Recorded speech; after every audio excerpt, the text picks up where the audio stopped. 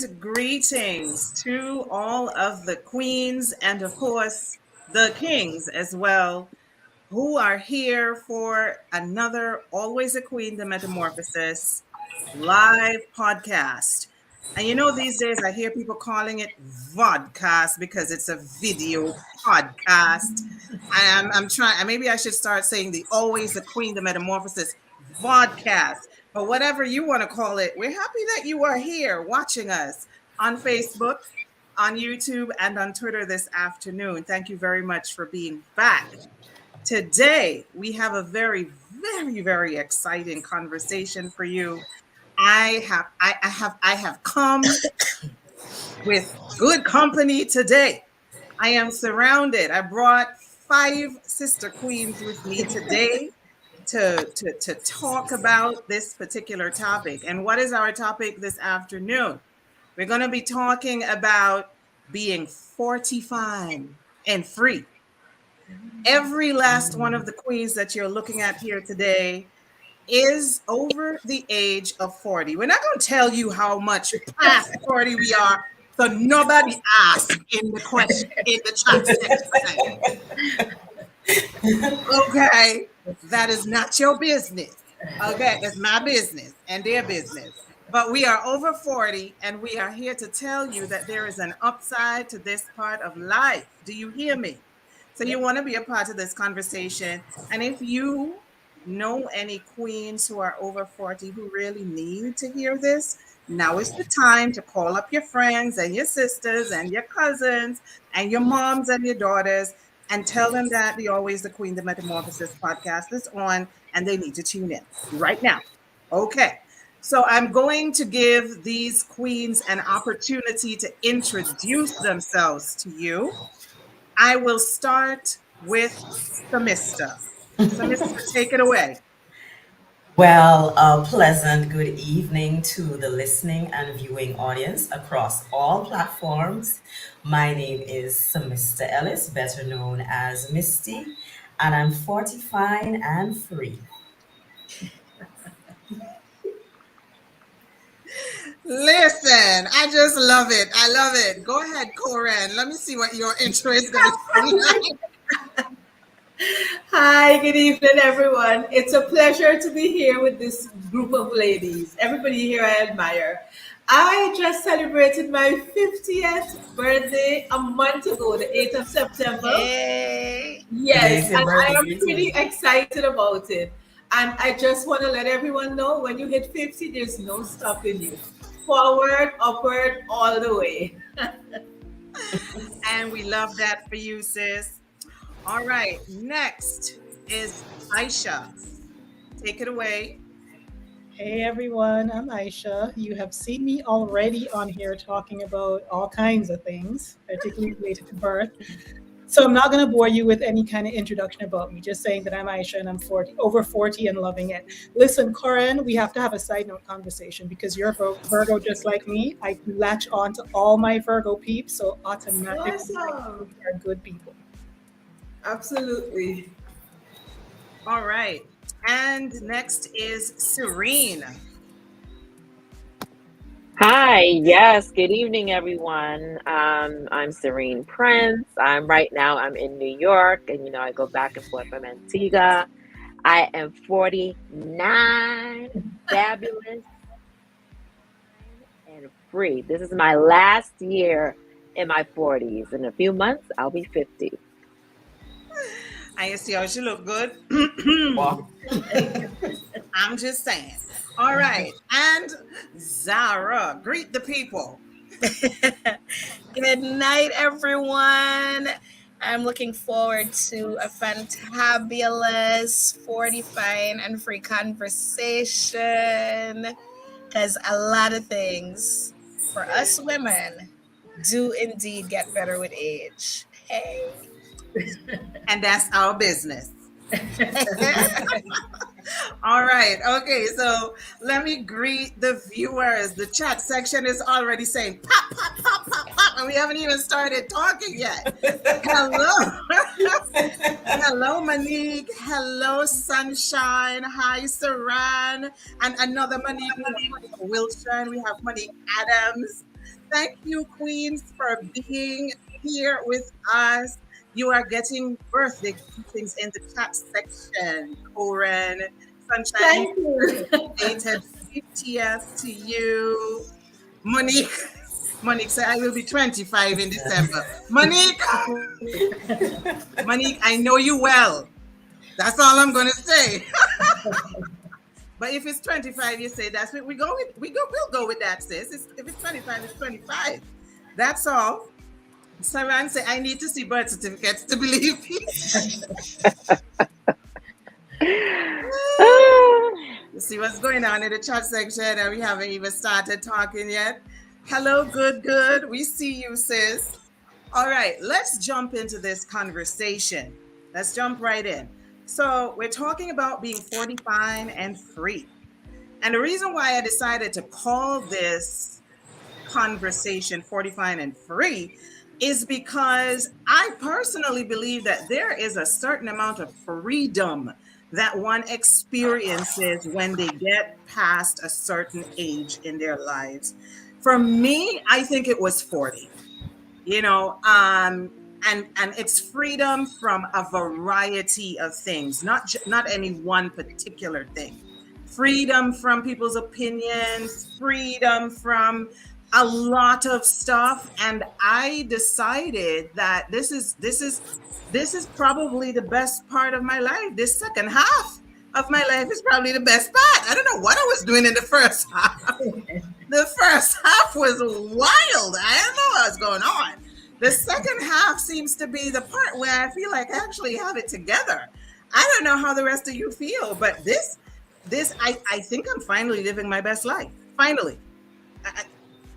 I think I had to get past 40 in order to do that. And it doesn't mean that I am living a perfect life. Yep. There is no perfection. It means that I feel like in a place where I finally know who I am and what I want. And I also don't care what anybody thinks about it. That for me, that for me is what That equates part. really to living my best life. But I would love to hear what you have to say about this, the whole idea of freedom after 40. Mm.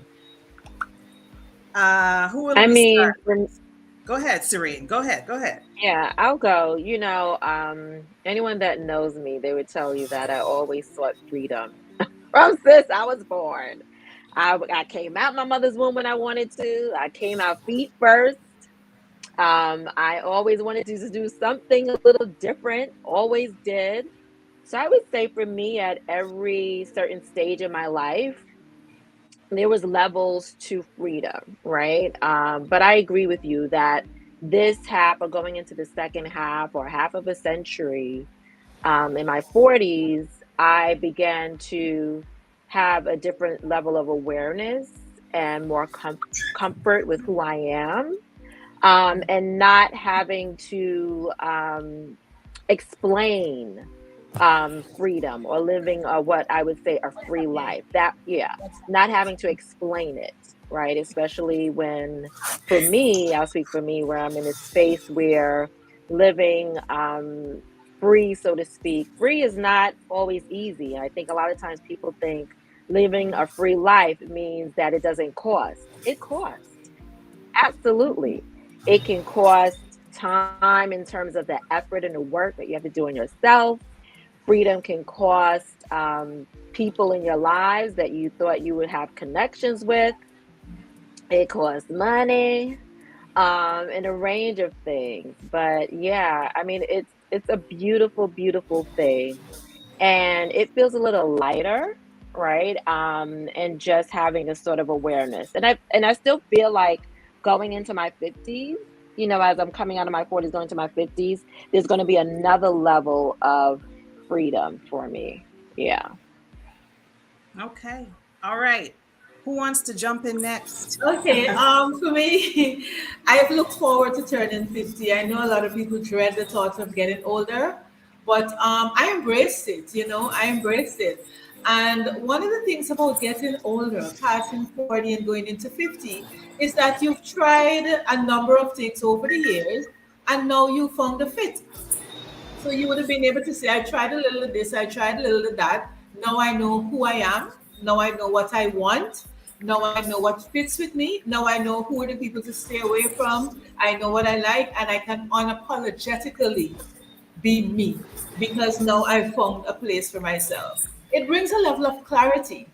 You don't have to wonder and try to figure things out anymore. It brings a level of confidence. You're comfortable just saying no without having to make excuses, without having to always be the nice one. Some of us are raised, I was raised as a Christian and also trained as a social worker, a therapist. So you're raised in this thing that you have to be nice. And I know Therese will understand because we were in the same religion. And you realize after a while, no, I can say no. I can say, I'd rather not have you in my space. I don't have the time for that. And so that level of freedom, that level of confidence, that level of clarity, and having control over the direction of your life, it's absolutely priceless. Agreeing, I'm agreeing. Most definitely. Go ahead, Most Zara. Go ahead, definitely. Zara. I You see know like what I Zara am. ready. Yeah, it's like I'm agreeing with everything so far, and what I have found. So I think I can say I'm still new to the 40s club.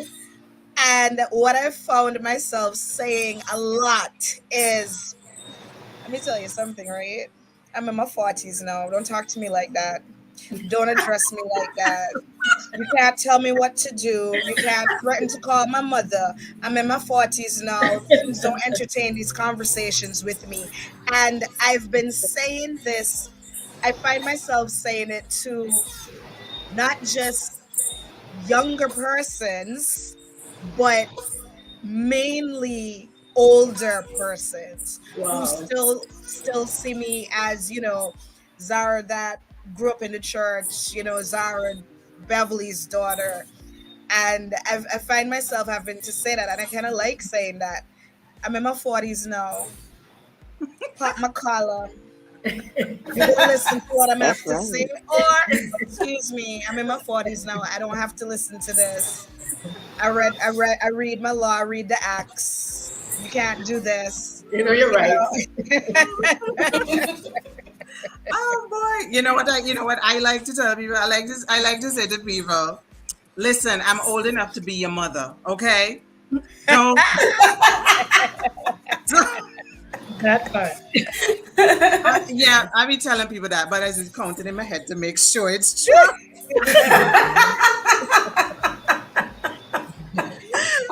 Well, I actually get to say I'm older than your mother, okay? I'm not, yeah, what? Oh, Some respect, Yes. because that actually Put some respect on my Respect on your name. name. Yes. I yes. might very well be Definitely. older than your yeah. mother. For real, for real.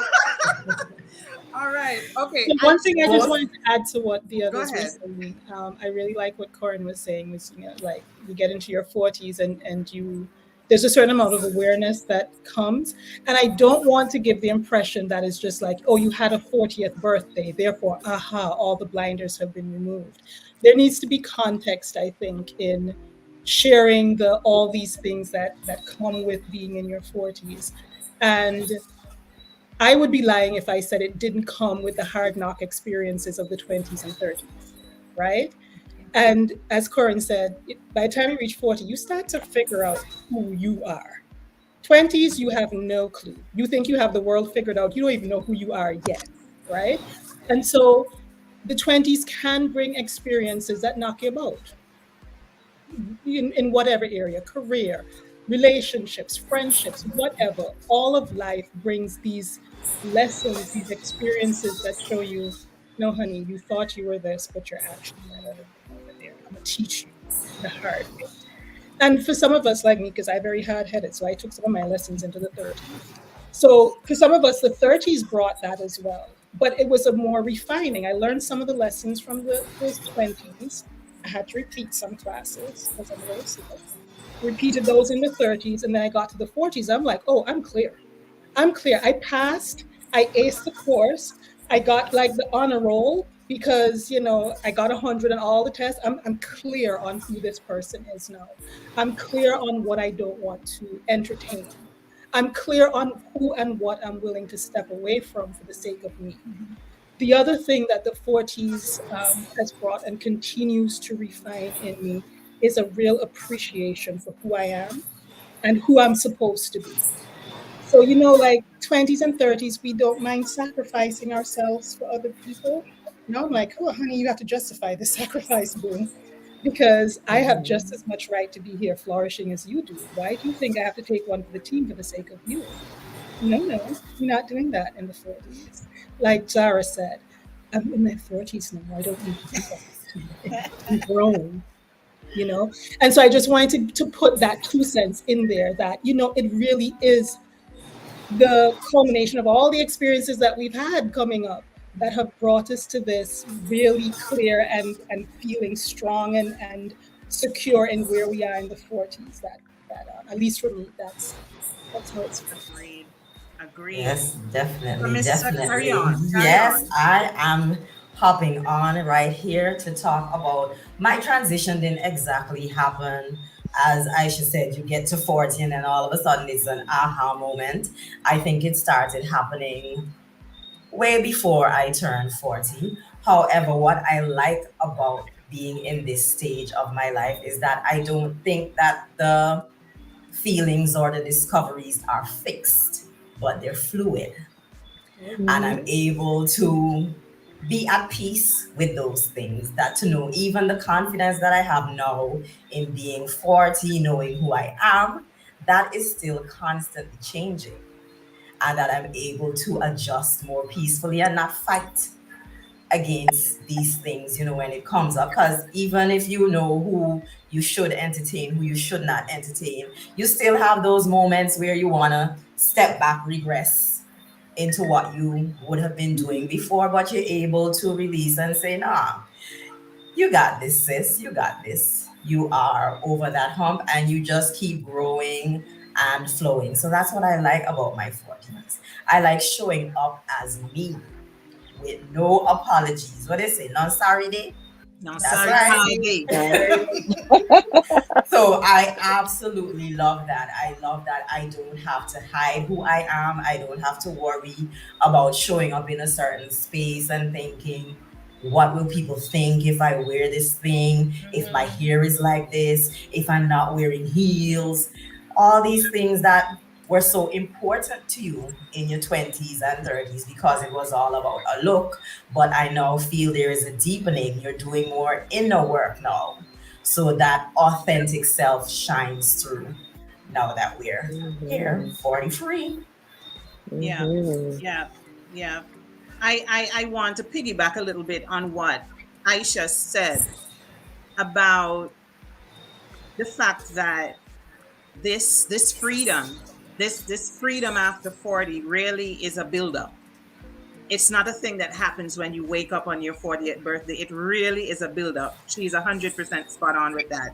And about the fact that in your 20s, know nothing tired. But of course, you think you do Thank you, because Lord.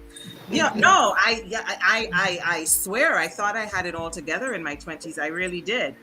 Now that I am looking back 20 years later at the girl that I was, sometimes I want to slap her hard, hard, hard. And there are other times when I just want to say, come here, sweetheart. I know you didn't know better. You know what I mean? Because you really do not know. You do not have clarity. And I hope there are ladies in their 20s listening to us today because Yeah. we have been where you are. And we were probably thinking the same things you are thinking now. And I would be willing to bet money if I was a betting woman that you think you know what you know, but you don't. And you're not going to know that you don't know what you don't know until you get where we are, because that's when we figured it out. You hear how Aisha say you get knocked boat? It's not just knocked boat, no, knock boat, knock down, knock up. But let me interject here. For me, I loved my 20s and my 30s. I made a lot of mistakes. But what I appreciate about it is the way that I was navigating freedom and the journey to where I am now. And so much of my 20s and my 30s, and even before my 20s, right? It is an experience that has informed some of the things that I'm able to do today, actually. And so I feel there's an appreciation for that. And of course, when you're 20s, I mean, what else do you know? Do you know, right? But from speaking from my own experience, my for me my 20s I made a lot of mistakes because I was trying to figure it out. I was trying to figure out who I was trying to express myself, and I was expressing myself, and it allowed me to have certain experiences. Some of them were wonderful.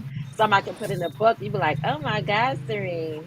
Some of them allowed me to meet people that I reconnected with.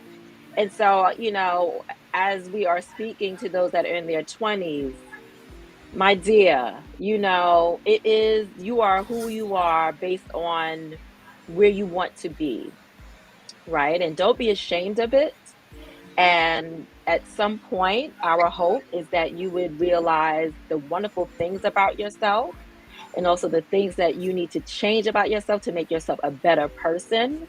But you do have the freedom to figure this life out for yourself. And the only thing I can say is be safe, but be you. Be you, yeah.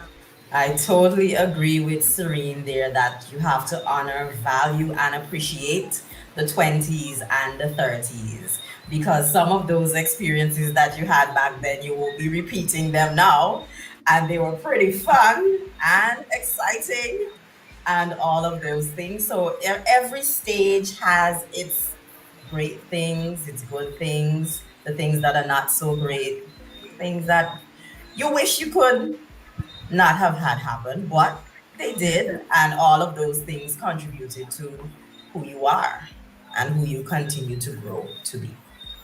Yeah, Definitely. absolutely. I also want to encourage our females, even males who are listening in their 20s, to learn as much as you possibly can.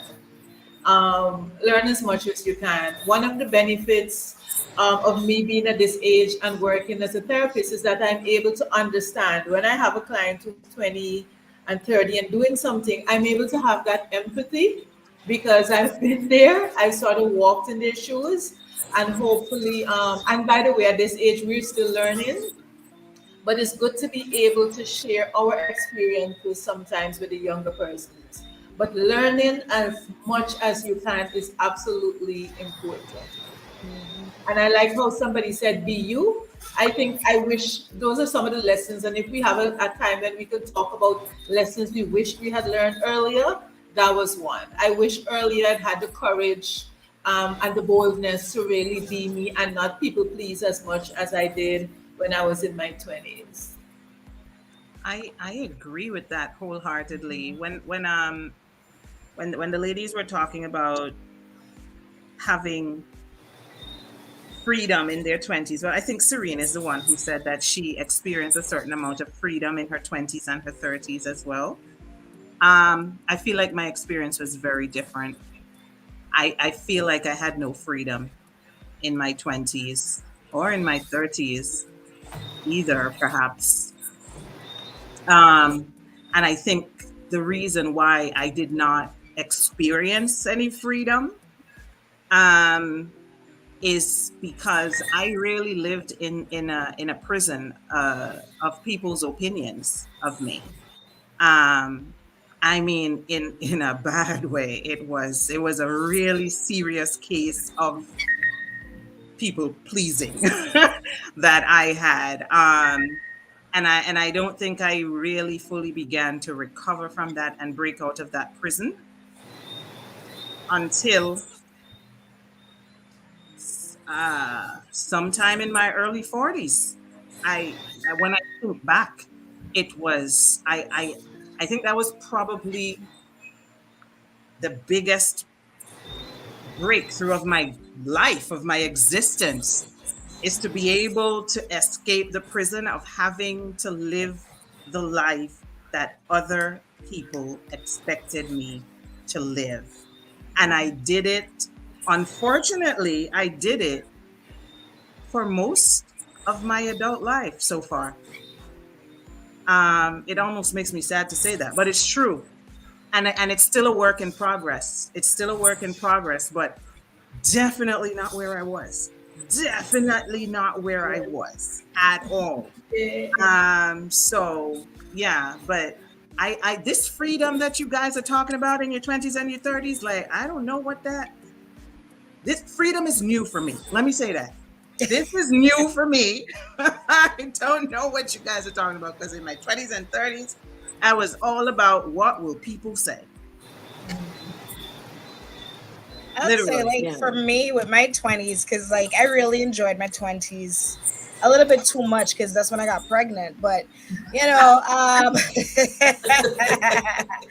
but, like, for me, and the freedom I felt in my 20s was being able to make and spend my own money, being able to go and come as I please to an extent, for me, that was the type of freedom I experienced. But that freedom you're talking about, freedom from people's opinions. Bear in mind, I mean, I would say 8 out of 10 times I still did exactly what I wanted to do, but I was not free in my 20s or from worrying about what somebody would think. What would my mother think? What would her friends think?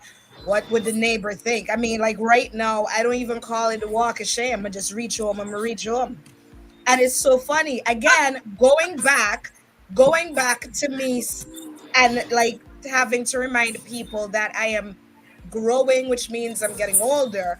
I remember a time I came home. I mean, it was like 7 o'clock in the morning, and one of my mother's friends was jogging to Ford. Young air, all is now you're reaching home. And I'm like, what the hell? Ain't you jogging, mind your damn business? Like, what? I said, in the morning, morning. But I'm just like I'm 40 and still being, given the walk of shame. Like, why are you looking at the time I'm getting home? Why? Oh But yeah. we have to recognize, though, that some of those people who would ask those questions, even though they may be beyond 40 and more, maybe a lot older, are still very much stuck in a certain time frame. So their belief systems, all of their views and perceptions, all the different things that make up their experience keep them in that place of, well, I think about this, and she should be worried about what I think about this. And I'm going to ask because they're very bold to ask you the questions. Why you're doing this? Why you're not doing that? When you're coming home? What? So yeah, so we have to. I guess you have to approach that with some compassion, and I'm happy, Zara, that it seems as though your statement was with your inside voice, and It you said good was. morning. It was with It my was. inside voice. It was with my inside It voice. was. I just said, I just did the polite morning, morning. While I was like WTF in my head.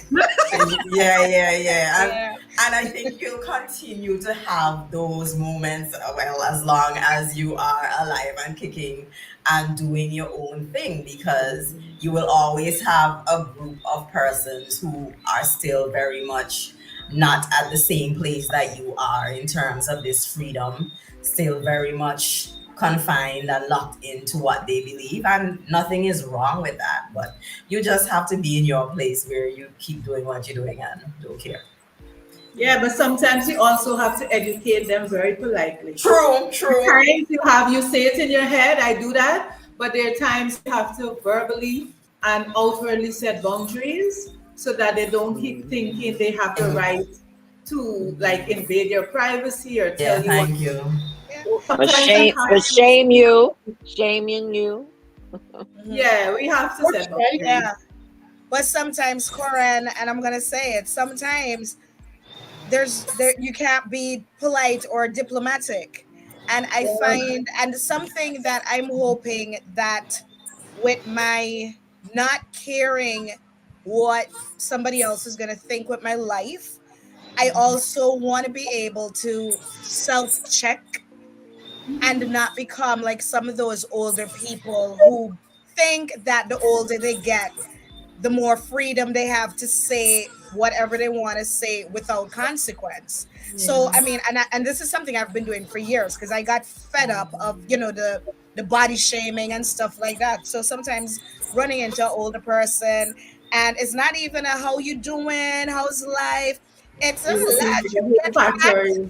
Yeah, The they're like, factor. ooh, you put on some weight. I'ma say you get some new wrinkles, boy. You get old.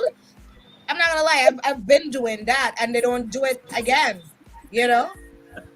I'm sorry, what? Yeah, they don't do that. Somebody say, girl, you directly look fat. I say, lady, you directly look old. And you say it with a straight face? I do, I do say it with a straight face. Okay, we're gonna have to practice that in front of the mirror. I But do yes, say it the with a body straight shaming. face. Yeah, we have But they to don't do it sometimes speak again. out. And I have realized some of those people that I have checked like that, at least not in my presence, I don't see them doing it to other people, younger women either too. Sometimes you can't be polite. You can't be polite sometimes, especially with your freedom when people want to infringe on it. Yeah. So you're saying, Zara, that they don't approach younger women if there's like weight gain or anything No, like that's that and say the same thing?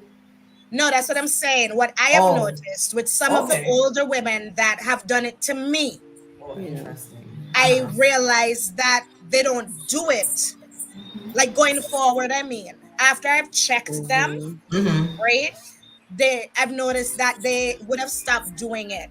And Okay, again, okay. yeah, that's what I meant. And again, I don't know if it's because I'm present and afraid I might say something, but that's something I've Mm-hmm. noticed after I would have done the Yeah. check, you know? All right. Zara, you made me shed tears just now. Let's let's talk about boundary setting since we're there. Go Aisha is ahead. saying Go ahead, something. Aisha.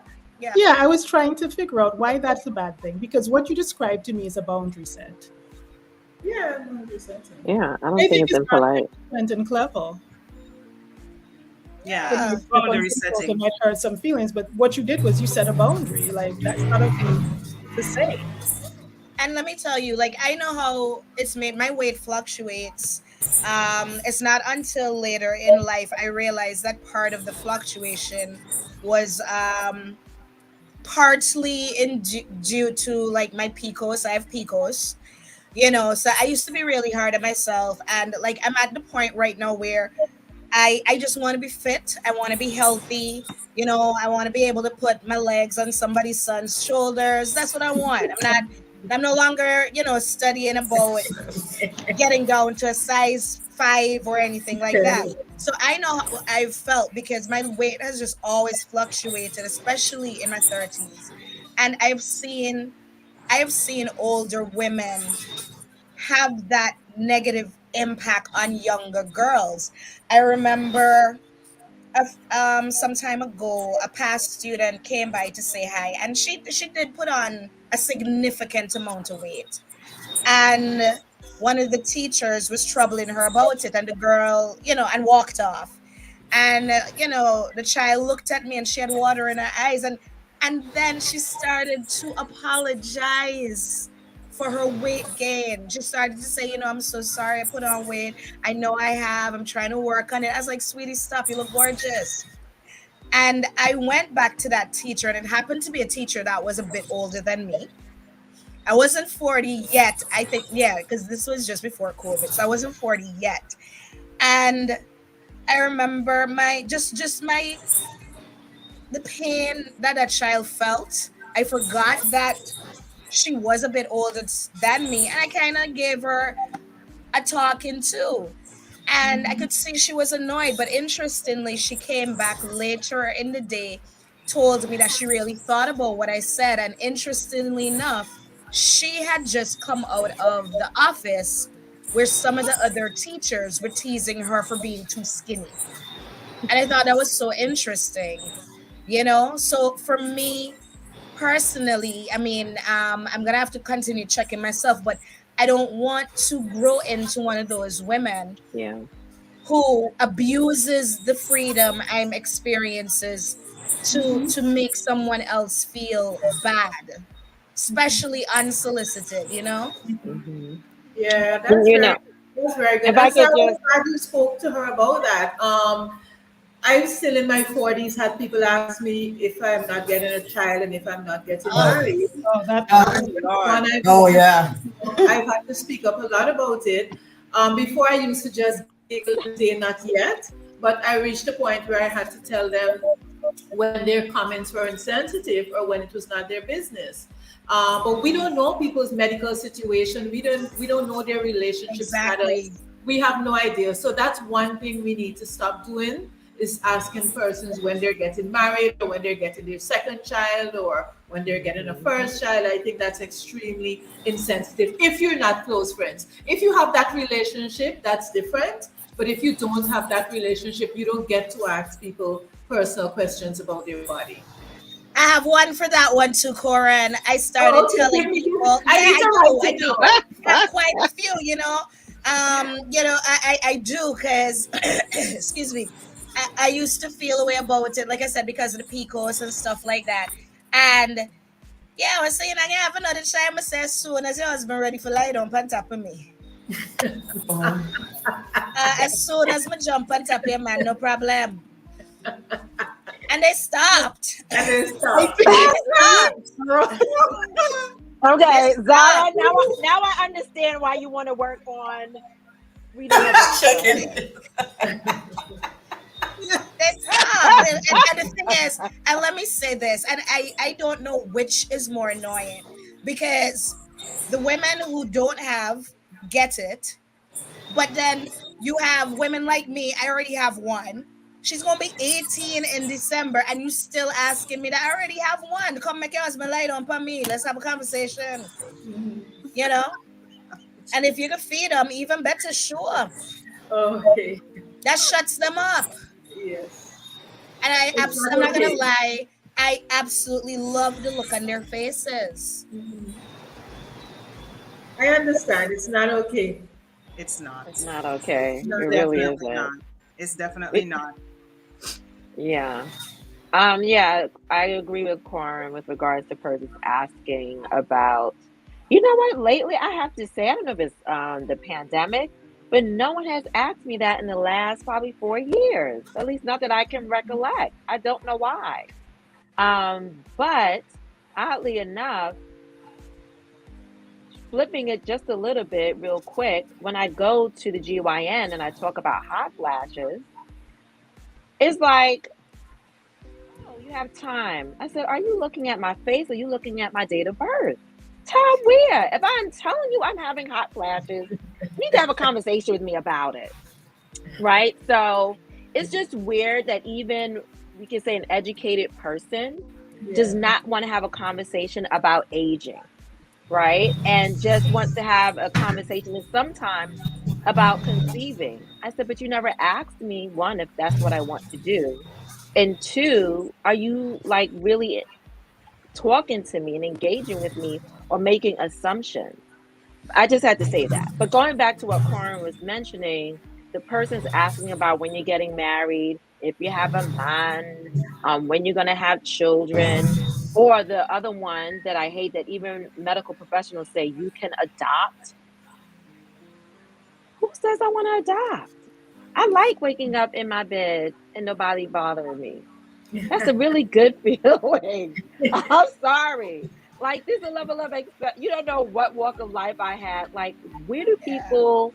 And I think sometimes, like Zara, they don't know what to say. And culturally, is a thing where you're commenting on someone opposed to taking the time to actually give a positive response. Or because I think you're right, I don't remember.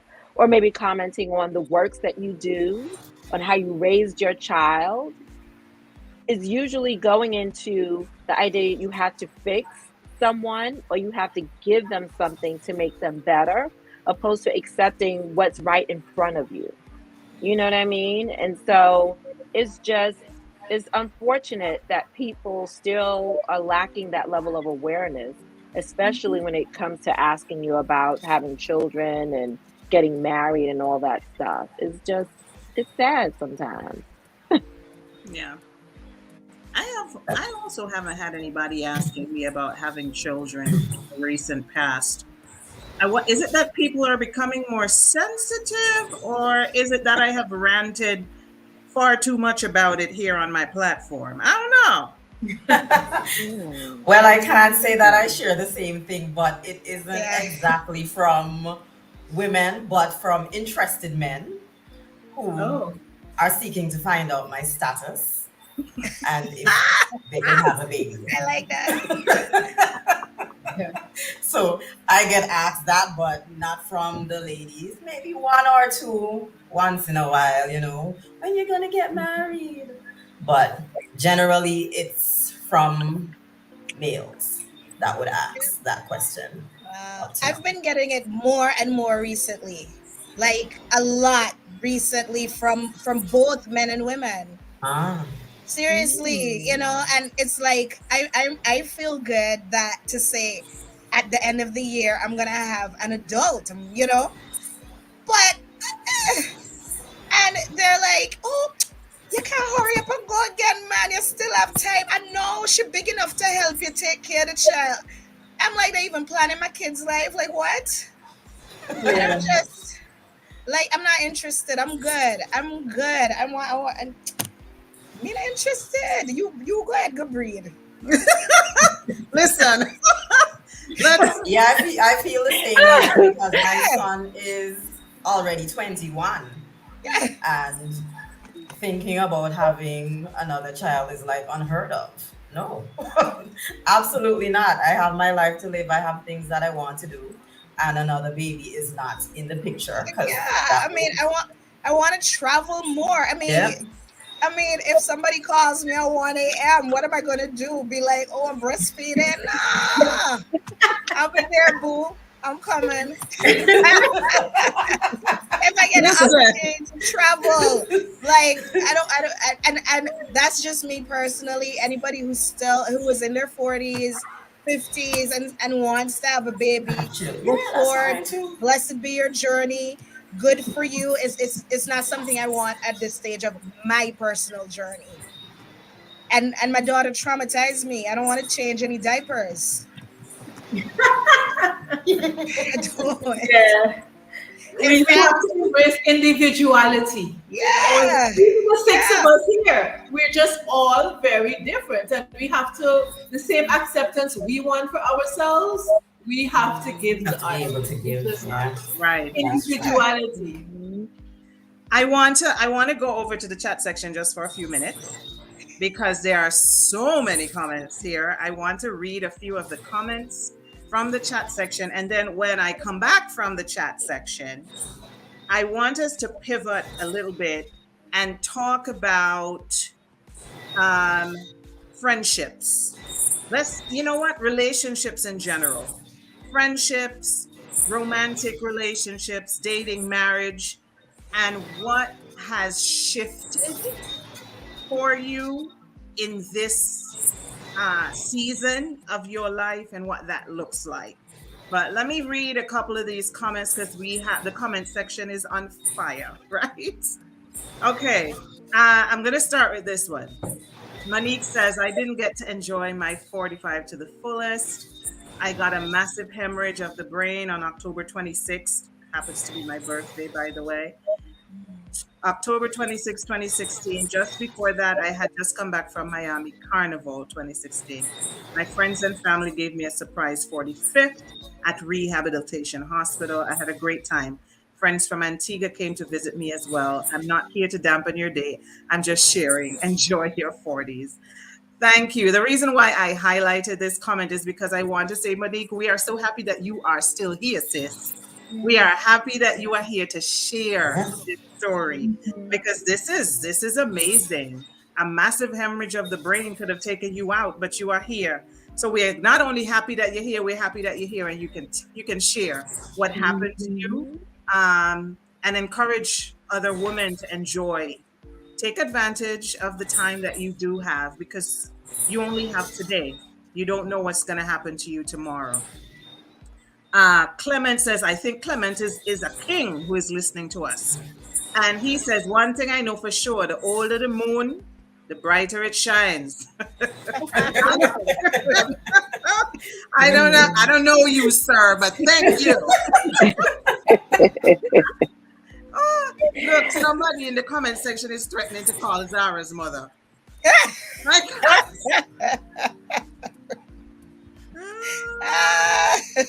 I'm so done with y'all. Saran says that that my favorite line is also her favorite line. I'm old enough to be your mother. Okay, let's see.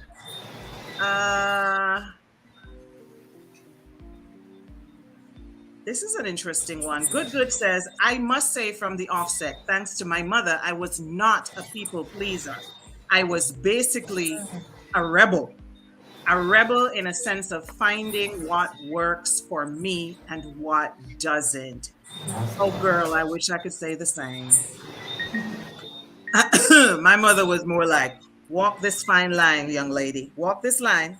Don't go there. Don't go there. Just stay on this line right here. Rebel where? Not in my house. Let's see. What else am I going to bring up? Saran says, Zara, fight fire with fire. You know what she's talking about. Let's see. Shacia, it's a Caribbean thing to do, honestly. Always commenting on people's weight. Yep.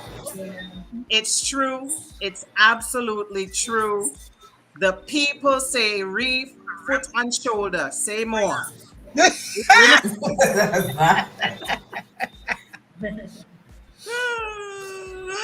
All right. Auntie Heather Durham is in the chat section. Welcome in, Auntie. We love when you're here. The weight of other people's opinions has absolutely no effect. I think she meant to type on me. It is so liberating. Oh, it is.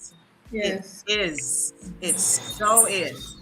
And can I just interject here and say that Heather, for me, is one of my mentors. She's one of my role models. Heather just celebrated a sizzling 70th birthday. And I'm telling you, I am looking when I look at people like her, my mom, Aisha's mom, like I am so excited about aging and still being hot. Like, True story. these Let me tell ladies you a are story. just making it look more and more exciting. Dara, let me jump in with a little story to add to what you're saying. I went to the other day, and I was in the waiting room, and there were two people, an older couple. And in my head, I'm like, oh my goodness, they're old. And the receptionist called the man because I saw, first of all, before they called the man up, I saw the man get up, and he was all like shuffling, and you could tell the body was stiff with age. And I was like, dang, whew, I'm praying for you, brother. And then the receptionist called his wife up, and she was talking loud, so she was asking him his date of birth, and he said it, and I'm like, is my mother's age? Doesn't compute. Yeah. Because if you know my mother, Daphne, oh no. Hotters. Hotter than hot. I mean, I'm gonna show my age now. When they used to say pepper seed, Daphne. But I mean, when I say hot, I mean like she is in her body. She's active. She's vibrant. She just all the things. And my brain gave me an error message. These two people. Yeah. It was All right, I'm going to bring up two other comments, only two more, and then we're going to go back into our conversation. This one is from Sheila. Sheila says recent data has predicted that 45% of women between ages 25 and 45 will be single and childless by the time 2030 rolls around. It's a fact. We are learning that we must love ourselves first. Thank you for sharing Mhm. that, Sheila. That's super Yeah. interesting.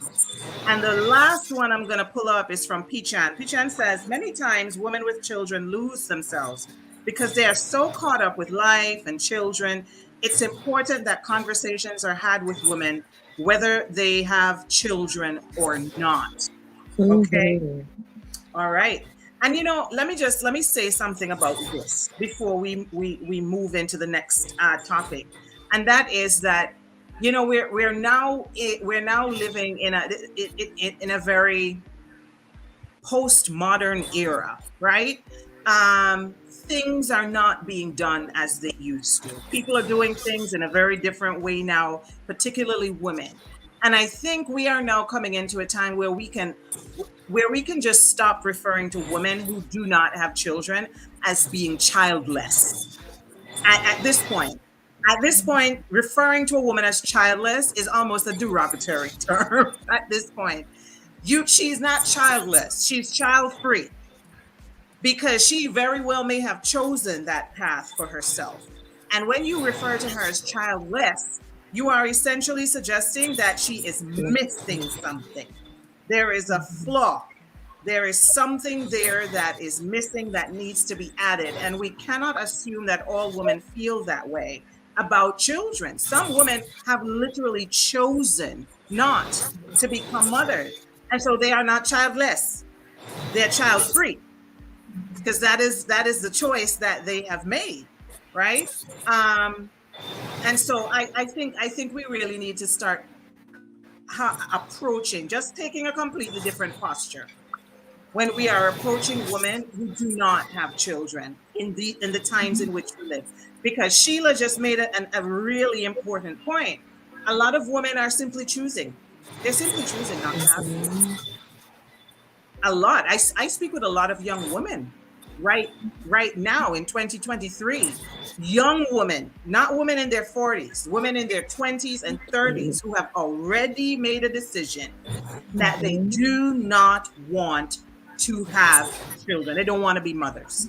They already have that decided. Mhm. And they are using that as a way to kind of streamline their relationships and their dating life and these types of things so that they can align themselves with men who feel the same way. So we live in very different times. We live in very different times right now. So we need to change our posture and our language when we are talking to people about this topic, and about people as well, about women, when referring to their status, whether they have children or not, because you simply do not know where people lie in this matter, and more often than not, it's because it's none of your business. If you don't know, it's probably because you don't need to know, Yep. right? So yeah, just wanted to say that. Good evening, Chris. I see you, Queen. Welcome in. And Saran says people just need to mind their business, and I agree. Yes, sometimes. Sometimes people just need to, unless you're my close friend, you do not need to know what my position is on the topic of childbearing. Just mind your business. You can make assumptions in your head, but don't ask me anything. All right, let's move on. Let's talk about relationships. Let's start with friendships, platonic friendships, and Mhm. then we can work our way into dating and marriage relationships. But let's talk friendship, because I know for me, definitely, friendship looks so different now. Mhm. I am so intentional about my friendships now. I am intentional about low energy friendships. And when I say low energy, I don't mean low vibrational. Don't get me wrong. Low energy as in friendships that do not drain me.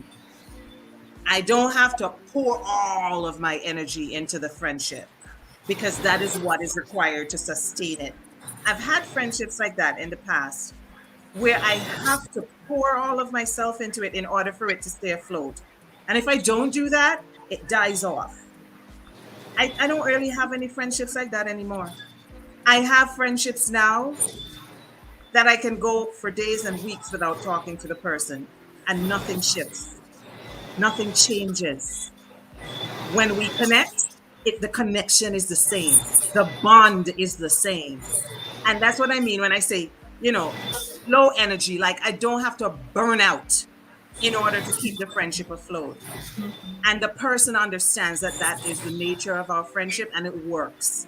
And when we connect, we really connect. These are the types of friendships that I have now. And I kind of like that shift in my life. I've heard somebody refer to them as low maintenance friendships. But I don't know. I don't know if I want to use that term, but you get what I mean. You understand what I mean? My friendships are quality friendships, like real deal, serious friendships. And we don't burn each other out.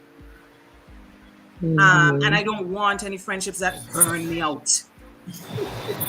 I don't want a job that burns me out. I don't want friendships or relationships that burn me out. I don't want to be burnt out. I want the opposite.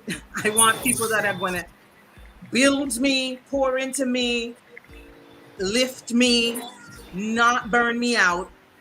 And that is really that's the shift I have personally seen. And I don't think it just kind of happened. I think it happened because I was intentional about making it happen over time to where it is now. And so I have a very small, but a very high quality circle. Yeah. Yeah. And so that is the shift that has happened for me really at this stage. But I'd be interested in hearing what it looks like for you. I Okay. think beyond. Okay. Go ahead, Corinne. No, you go ahead. So I was just about to say that I think beyond being intentional, I think it was Sheila that mentioned something that we have to love on ourselves more. And when you start loving on yourself more, you tend to attract persons in your life that love you more because you are loving on yourself more. So that may be one of the reasons why you have seen a change or a shift in the kinds of friendships that you now have. I can proudly say that my core group of friends are my friends from way back in secondary school. Wow. And I'm very proud to say that. And I think because we have grown together, matured together, we are all 40 fine and free, that we have all come to this realization in a sense together. So that helps to maintain the friendship. And as you said, you go for months without seeing them. You go for months without talking, maybe once in a while, a little checking, hi, is everything okay? And you're good with that because you also realize that as you age, things in your life tend to shift. So some persons get families, some persons change careers, they move from where they're living, etc. So the dynamic isn't the same. You're not able to maintain this thing where you're able to just go by your friend easily or those kinds of things. But thankfully for the connections that we have now, WhatsApp, Skype, all these different things, you're still able to maintain that contact. But I do find that even though I have that core group of friends, the new friends that I attract are the same way because I'm loving up on me, so I find people that love up on me too, and I accept nothing less. Love That it. sounds great. That sounds great to Mr. Well, because of the fact that I have always been an introvert, I've never had a large group. So the people I have in my life are people who are not vampires, like energy vampires, like the kind of people that cause burnout that Therese was mentioning. I am very quick and easy, and this was something that happened before with letting people go. You know, the people that want to call you on the phone only when they have a problem, and they always have a story, and it's always draining, and it's always an hour. I don't have a whole lot of those in my life. I have to, one of the things I had to do though was classify who's a friend and who's a social case or who's somebody you're helping. Because sometimes you, because of the work we do, and I think a lot of us are in the same people field. I don't know what Aisha does, but I know a lot of us are in the people field. Sometimes people come into your life for a particular purpose, and because either of your position or what they think you can do, they try to stick around. And so people like us who tend to be giving or in a field where we're helping persons, we have to have a level of discernment to know, okay, this is somebody I'm helping, this is somebody who's in my inner circle, this is somebody I need to have boundaries with, so that you know you can't call me before 7 a.m. and after 9 p.m. So I have a good loyal circle. I'm grateful for that. People we can grow with together physically, socially, and all that. But the challenge I've had is because I was a social worker and a counselor, is helping people to understand we are not friends. I did help you. I was happy to, but that does not mean I'm going to bring you into my personal life where you drop in at my home. I could be at home, the windows are open, the music is playing, and if we don't have an agreement to meet and you show up, I would just be in there doing what I'm doing. I don't feel obligated to come out to the gate because we didn't really set a time to meet and you just showed up. So before I used to drop and crawl to get to another room. I don't drop and crawl anymore. I just walk. You know. Did you say drop and crawl? All right. Lauren, we are being I love it. So if they come and they didn't expect them, they just try to crawl into the room, but not anymore. Oh my God, Oh God. say that for my mom. Oh. I need you to repeat that for my mother, because like she thinks I'm so rude and disrespectful when I tell her I'm not. She's like, but so and so outside to you, but I didn't invite them over. Aisha, I heard you saying something just now. What were you I was saying? telling Corin she's my BFF. I'm the same way. If you show up, you have a problem on your hands because Aisha is not going to change her to-do list for the rest of the day because you showed up unannounced. And I'm not turning down the music either. Nor are you going to drop and crawl. I'm not going to drop, not with these knees. When we get to the part of how your body changes, I'll let you know. Zara, I understand throwing your leg over somebody's son's shoulder. I can still do that, thankfully. My husband is here. Hey, so thankfully, I can still do that, but the knees don't bend with quite as much flexibility as they used to. So the drop and fall is not something Aisha will be able to do. Correct? I couldn't do that part. Right. Oh my goodness. I'm so done I with just y'all. wanted I mean, in addition to what Misty and Corinne said with the friendships, right? Corinne, like you, I've been a lifelong introvert and I don't make close friends very easily. And the friends that I have are friendships from way back, right? My oldest friends, we met first day of grade one, and we're still, ride or die friends today. My BFF, we met in college 20 odd years ago, pushing 30 years now. We still great friends today. I have Therese and Zara on here. We friends from, well, Zara friend, me and friends, Zara friends from little bit, but officially high school, right? And those friendships, like with all of those groups of people that I mentioned, we can do that. Like I will call you when I can call you. And there's no hurt feelings, Yeah. there's no like me no more and blah, blah, blah. This is, when I have the capacity to connect, we're going to connect. And the love is there. And the level of connection does not change with time, does not change with living in different places, does not change with you married now or you have children, or all of that has stayed the same. And so those are the ride or die friendships that I have. But as y'all were talking, I was thinking that what is more important showing up in just general relationships now is authenticity, right? That's like an overarching theme. And authenticity and the need for attachment don't always go together.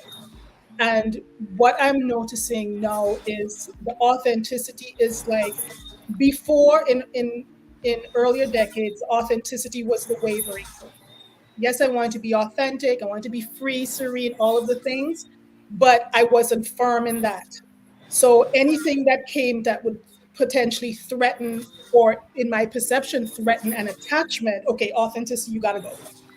So I could hold on to this attachment. Now in my 40s, the authenticity is firmly rooted, such that if the attachment has to go, so that the authenticity can still be where it needs to be, then that's where I'm moving.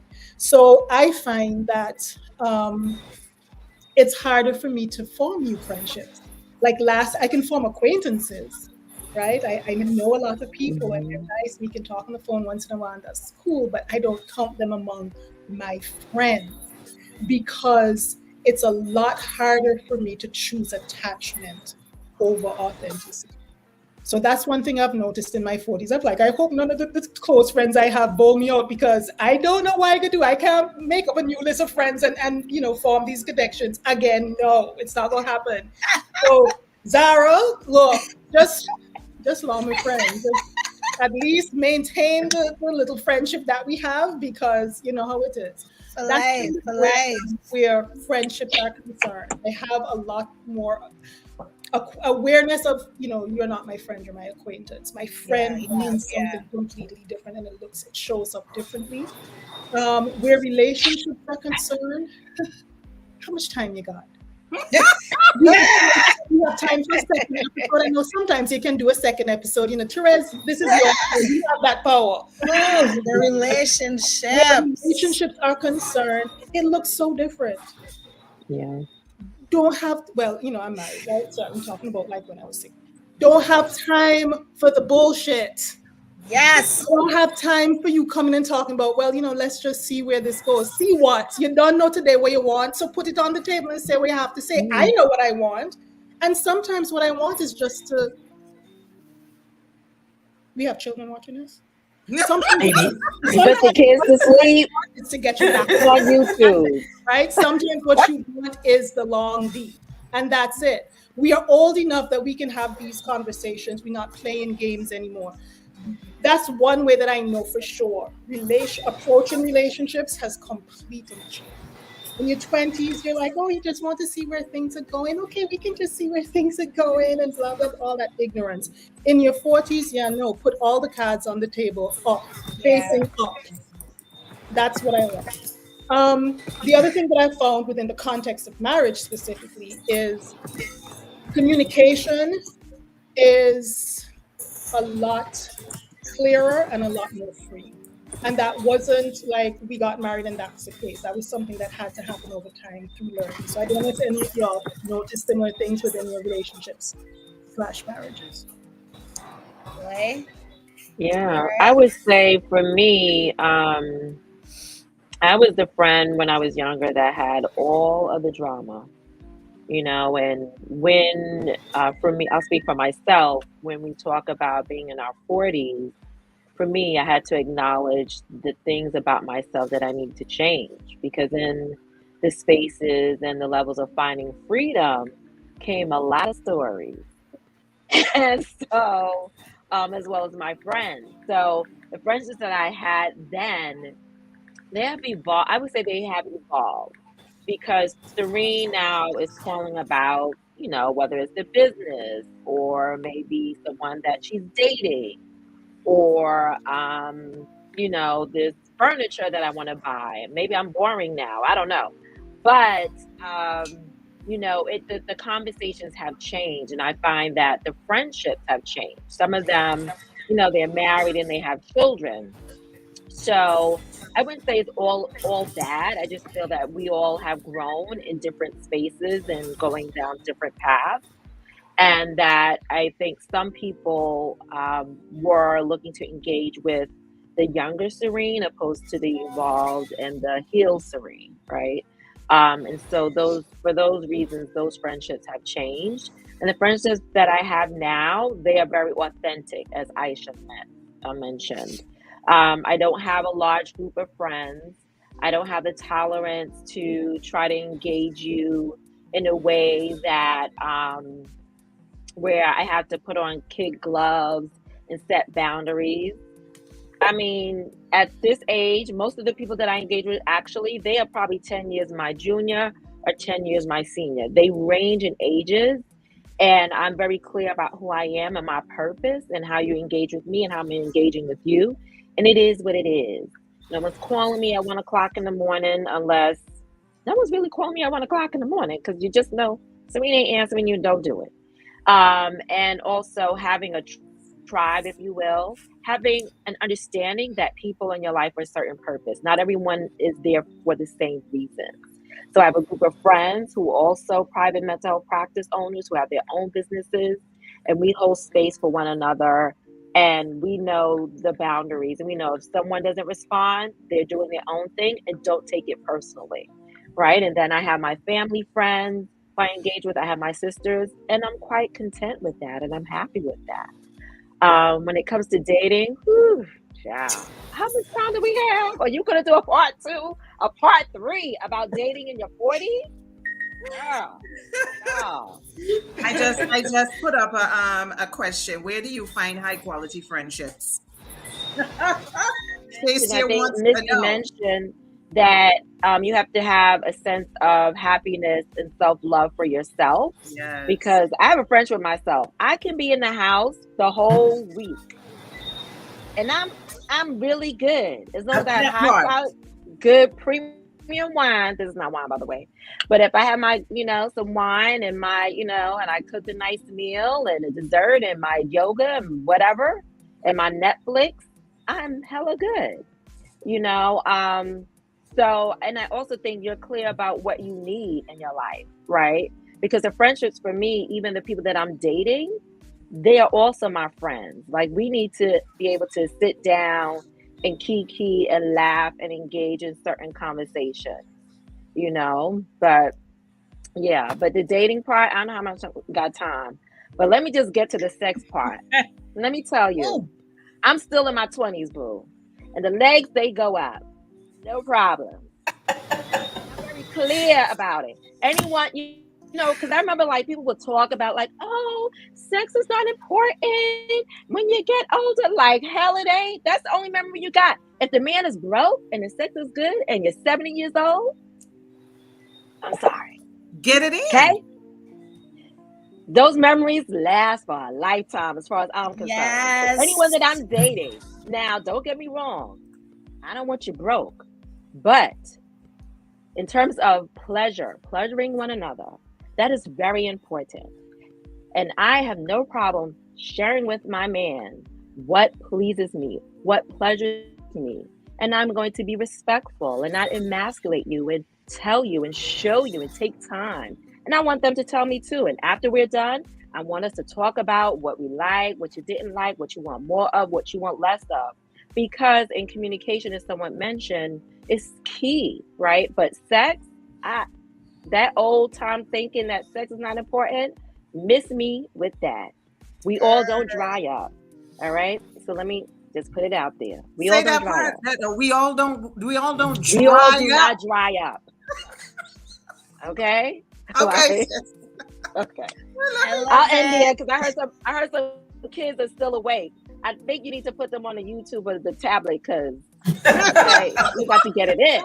Yeah, I saw that too. Okay, before anybody else jumps on, let me first, very quickly, I want to make apologies for Corin. Corin had another commitment and had to leave the chat. So I am issuing apologies on her behalf. She really wanted to be able to stay till the end, but we are busy queens, okay? We're out here doing the do. So she had to go do the do. So we want to thank her, even though she's no longer here, for having been with us for the last hour. And we're probably gonna do this again and bring her back because I feel a part two coming on for this discussion. But let's continue. We're talking dating and marriage and friendships. So let me hear who next is gonna get on the mic and speak to this. I don't mind jumping in, man. I'll say this with the friendships though, something that I've noticed since in my 30s. Um and I think it was no, it was Misty. Misty is who said it first in terms of you're loving on yourself and so you attract people who are loving on you. And I think that is just the key to it because I know I would have let go of some friendships. I was sad, they were painful to let go. And what I realized is once I was fine letting go of the nostalgia, I found I found a new village. I found a new tribe that was so much more healthy, that was more wholesome, fit into the journey that I'm on. So I think somebody asked where you get wholesome friendships, and I think the other ladies would have said it, so I'm just echoing it too. Love on yourself some more, and your tribe, they will find you. They will certainly try find you for sure. With the dating now, oh Lord of mercy, like sometimes it's so I feel God get a man the wrong GPS. You understand? Because, like, what the hell?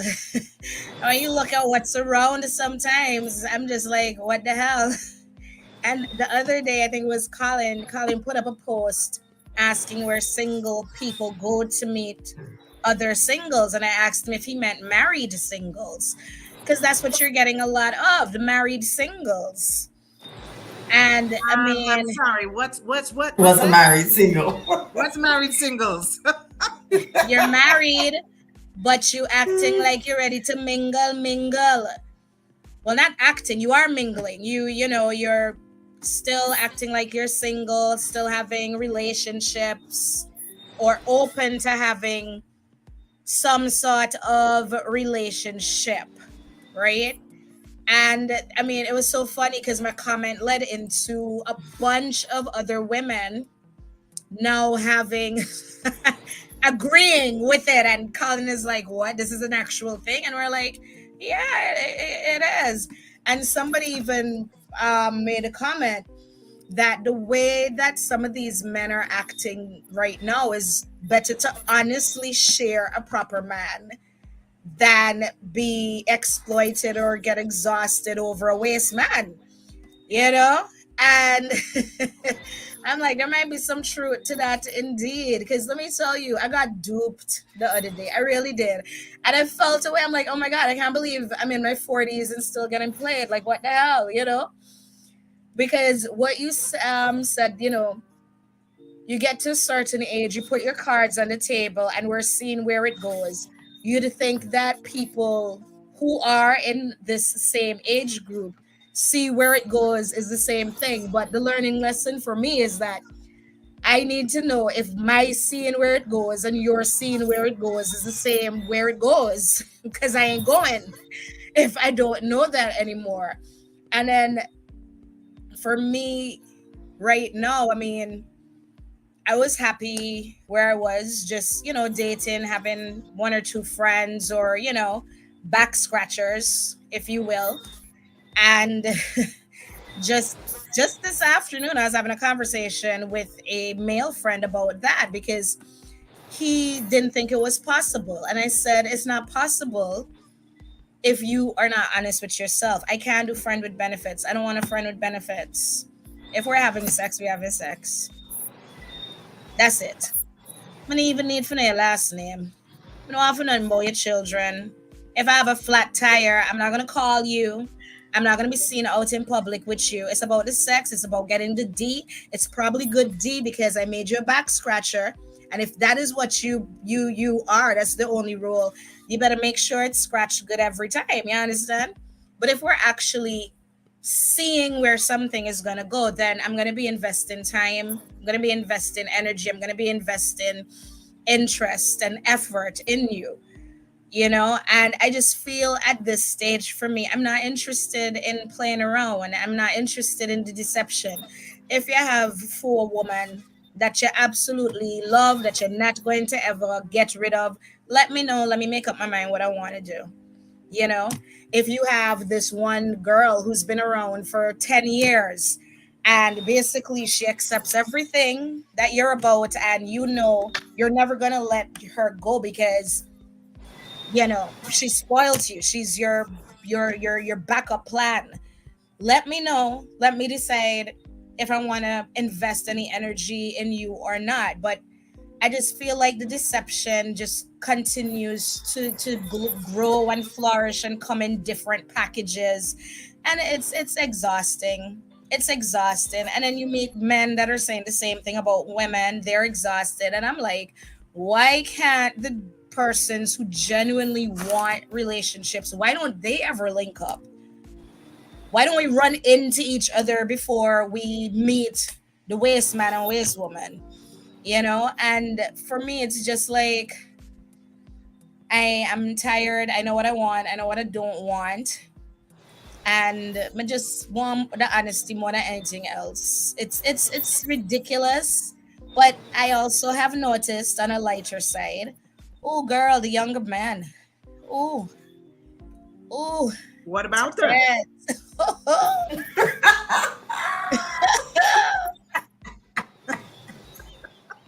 I mean, yeah, like, yeah.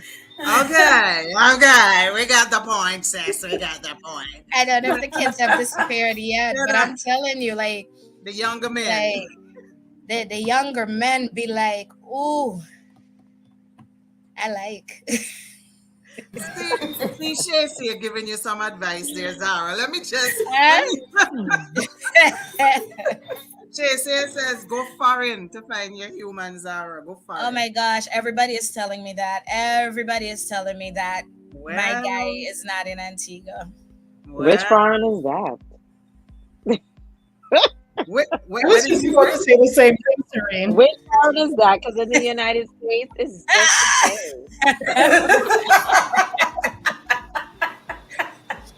Oh same. We don't get like, man. Asia or listen? Good. Say you have to spell it out for them. Write it on paper and then sign language it to them.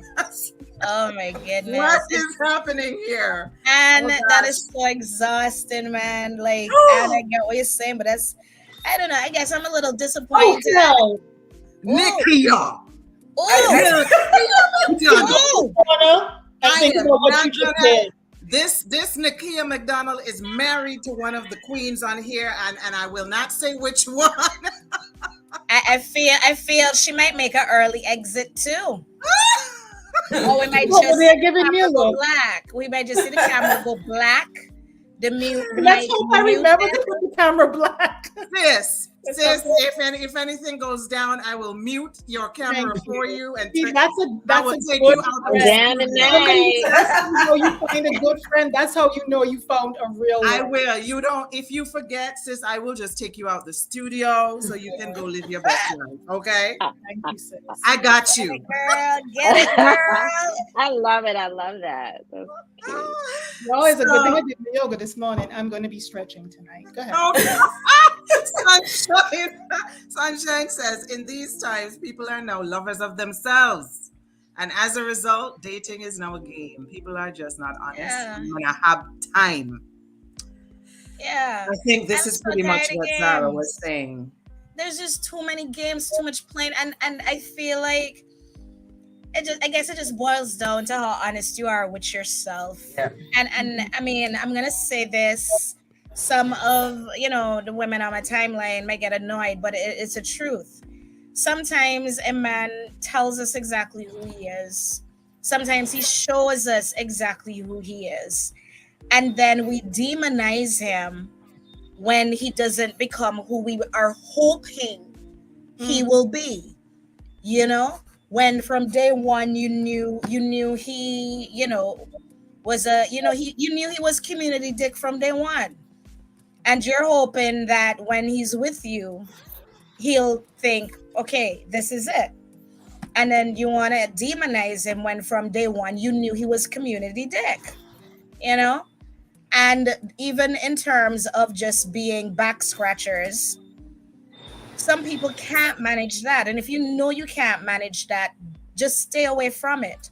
For me, what I can't manage is friends with benefits, because that is when I'm going to get hurt. The friends with benefits, we're having sex, but we're still hanging out. We're having conversations, like we're doing everything in a relationship, but we're not in a relationship. I can't do that. I can't do that because I've always been an all in or all out person. So for me, if it's just about sex, that's all it's gonna be about. I don't want to know anything about your life. because that protects me. That's how I protect myself from the persons who do want to play games. Yeah. And I mean, women love sex just as much as men. And the sex definitely gets better with age, for sure. It does. It really, really does. You know. Why you see that smile on her face?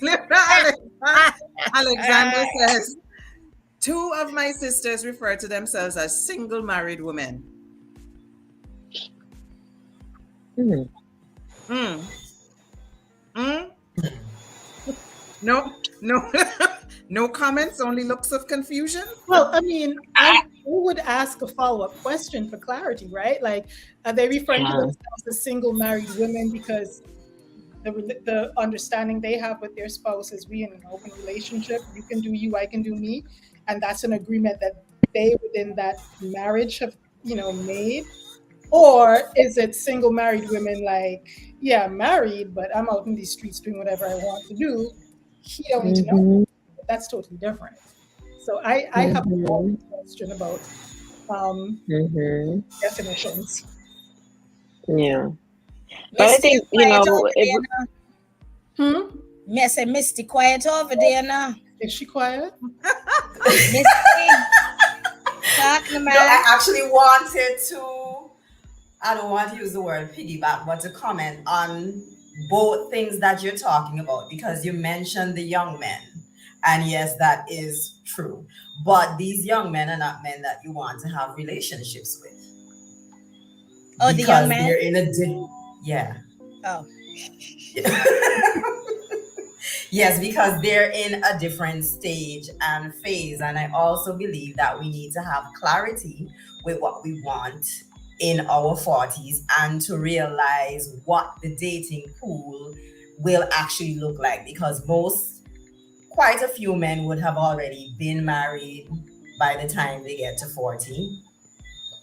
You're looking at maybe dating older men who would have had children, etc. And sometimes some women coming into their 40s, being single and child free, still are looking for a partner that has those same things.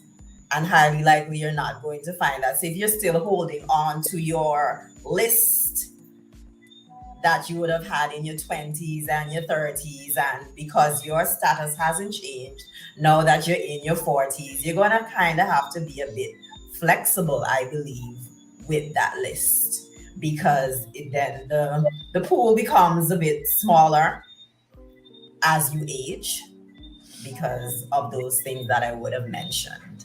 Yeah. But yes, I all don't the other things that you said, I agree. The sex does I get better. the sex does get better. Is that what you're Yeah. saying? Okay. Yeah, I think I actually am sexier. I was about to say I feel sexier, but I am more sexy now as I age. mhm. Yeah. I Popping out want as you. I want to say that I don't think that the pool gets smaller. Mm-mm. I kind of disagree on that. Let I me hear you. Let me hear disagree. you. Mm-hmm. I think the pool is just as big. I think what limits us is this thing that we have a type that we're looking for Ah, a particular yes. thing. And I think that is really what reduces the pool because listen, the zaddies are out here. Oh Lord, no, The no. zaddies are the, out here. the I'm not zaddy is suggesting that somebody's you should go daddy. get a Zaddy, zaddy. But that's I'm not just saying even. they out here, the men in their 50s, the men in their 60s who are taking care of Care of themselves themselves. and Yeah. working out and dressing well and smelling good and looking fine in these streets. They're out here. They're out here. I don't think Mm-hmm. the pool is getting smaller. I think what sometimes creates an issue for women over 40 is what Samista was referring to, the fact that they still are walking around with this list that describes the type that they like. And I see a comment here which I'm going to bring up from Pichan. Is it Pichan? I think so. Somebody said something about, I saw it just now. Here it is. Jen says sometimes it's good to move away from the my type. Many times this keeps many in a loop and not finding the one that will truly love them. That I think happens to a lot of women who are in our season of life, because the men that you are going to encounter who are also in this season are not going to look anything like the man you were looking for when you were in your 30s. He's just not going to. He's most likely to have been married before, maybe Or he more might than be once. younger. Uh, or Or he might be That too, younger. Zara. That too. Mhm.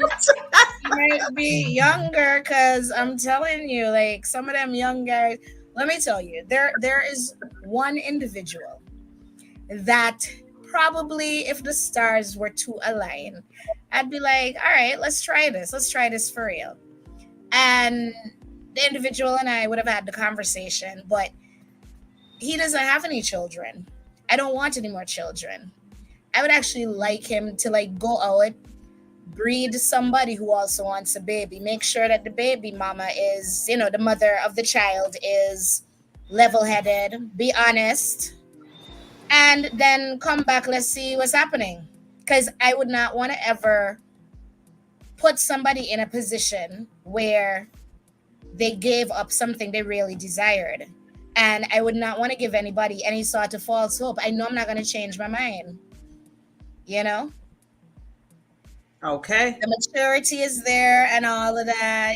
Other things are good, really good. But I missed him fix it face. So he Um, still doesn't fulfill all of the list because he wants children.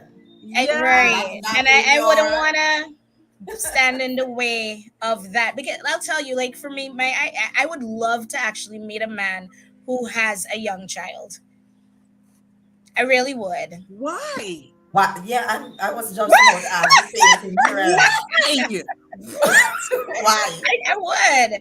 I would. Potty trained age. Potty So trained you're and higher. willing, Serene is literally willing holding to her be, head. Serene, um, are you okay? you're willing to be a Serious. stepmother than Zara. You Yeah, just do not yeah, want any more children of your yeah. own. Right, Okay. right. Like, Serene, I mean, Serene, you're all like, right, sis? You're not. You're not okay.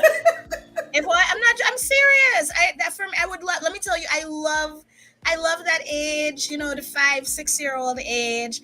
I would love. Oh my goodness, why is Serena looking at me like that? I love that age. I like the whole going out and buying cute little things. Play like I'm that auntie. I'm absolutely that auntie. Misty's like, Yeah, she has a And supporter. She has a supporter in the chat section. Serene yes, is like, I does not compute. Chris yeah, says I me do. too. Chris says I love she. it. I like being that auntie. And the thing is, because, the mom would be in the picture. And for me, I think it's always important that if we are going to co-parent, everybody needs to be comfortable and be respectful. The child will also go home to the mom as well. So like, I'm not opposed to that. I really would love to meet someone that has, especially a little girl. Meanwhile, Serena's like, when I said I like to get up in the So you morning, want a polyamorous relationship, not monogamous. No. I would. You know what? I'm open to poly, but I don't think people in Antigua understand what poly is. No, I'm asking, do you want to be in a polyamorous relationship? I'm open to it, depending on who the people are. Do you want to be in a I would polyamorous? prefer monogamous. Monogamous. Well, okay, because that is what we are saying, that you have to be clear about what you want, because you Yeah. went from being in a monogamous relationship to being an auntie to co-parenting to maybe No. wanting to be in a No. polyamorous. Why can't I be in a monogamous relationship with a man who is divorced and had children from a previous relationship? You want to be you're okay with being in a relationship with someone that has an infant child or a child that is Yeah. potty. Yeah. The answer is no. It will not be a monogamous relationship. No. Talk to me, girl. Talk to me. I'm listening. No. If you're meeting a man Mm-hmm. who has a young child Mm-hmm. that you want to be potty trained, it is highly unlikely that you will be in a monogamous relationship. And you I know don't know that. about that. Ooh, what you You know saying, that's Serene? What you saying? Are you saying that the baby mama is still going to be getting something on the side? I'm saying that if you're seeking a monogamous relationship, then you need to be clear what that looks like. If You know you're what? I'm going seeking to disagree with you because then I would not have had relationships because I was a single parent. I was a single parent, and my last relationship, which was my longest, also, he really accepted my child to the point where they still have a relationship. You understand? Like a real, she was a toddler when you were with him. yeah. Okay. You understand? So for me, I'm going to disagree with you because I don't think it's fair to put that label on every single individual. But Not that's okay. saying, Let me clarify. I'm not putting a label. What I'm saying is if you're searching for a monogamous relationship, if you are welcoming someone who has a younger child, it's less likely that you will be entering into monogamous relationship. again, I'm not gonna. We're gonna have But to if you're agree to but if you're disagree looking for a because monogamous relationship and you're looking for someone that doesn't want children, you're likely entering into a relationship that you want. But if you're bending the rules for the idea of being in a relationship, it goes a little haywire. no, it's That's not what I'm bending the that's the rules, part and you it's not always that black and white. And to me, it just know. depends on who the individual is because I know persons who have had children with other persons and are having very healthy, monogamous, not cheating on each other, not sleeping around relationships. Like they're committed to each other. Okay. So I think it's an individual Serene thing. is like, So yeah, for we're me, not doing like, any and relationships with men yeah. with young babies. So yeah, that's for me. If And then he, I don't want you to think I'm judging you. It's just that I I'm don't feel hearing, judged. I don't feel judged, but I'm just saying I would not feel fair judging somebody or putting some kind of mandate like that because I do have a child. And that was my approach. Let me tell you, as a younger single mom, I didn't make jokes with my child and I didn't bring men around her, or if they did, I had rules. Don't hug me in front of her, don't show me affection in front of her. As far as she's concerned, you're another one of my friends, right? Because I've always had a lot of male friends. I grew up as a tomboy. So you're just another friend, right? That was, I was very serious about that. And even when I'm dating somebody that has children, I say, until you know if we're gonna be, if this looks like it's gonna be something that lasts, I'd prefer not to interact with your children because I just don't think that's healthy for children. We can date without having our children date who we're seeing, right? And so for me, I had a really good experience with my ex where my daughter was concerned. Like, as far as many people are concerned, that's her dad, you know? And I would not cross out a man because he has children. What I would need to see though, and this is where the onus is on him. He would need to convince me, he'd need to show me, he'd need to make me comfortable that the relationship, the intimate relationship between him and the mother, that is a thing of the past. And once I am convinced that that's a thing of the past, then I have no problem with it. But if I'm around and I'm picking up signals, if she's maybe being disrespectful or, and as women, we get that gut instinct, then yeah, I'm not partaking. But for me personally, a man having children is not a deal breaker for me. I welcome it because even though my daughter is going to be 18, she's still a package. She's still part of me. And whoever I end up with, they are going to have to accept her as well. So I'm not saying I'm not dating a man that doesn't have children. Gotcha. Can we look at this comment from Auntie Heather, please? Because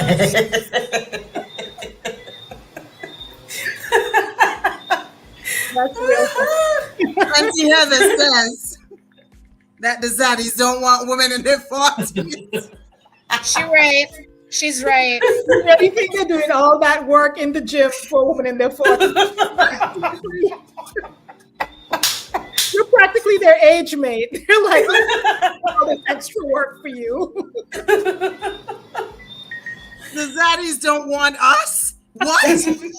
No. We are not entitled to have any of the zaddies. No. Whoa. We're not their type. We're not their type. Listen. Auntie Heather just blew that one straight out the water. You're right. We're gonna have so the zaddies are probably looking for women in their 20s and 30s, not us. So maybe somebody is right. Maybe the pool is getting maybe the pool is getting small because there are men in the pool. They just don't want us. They go into another pool.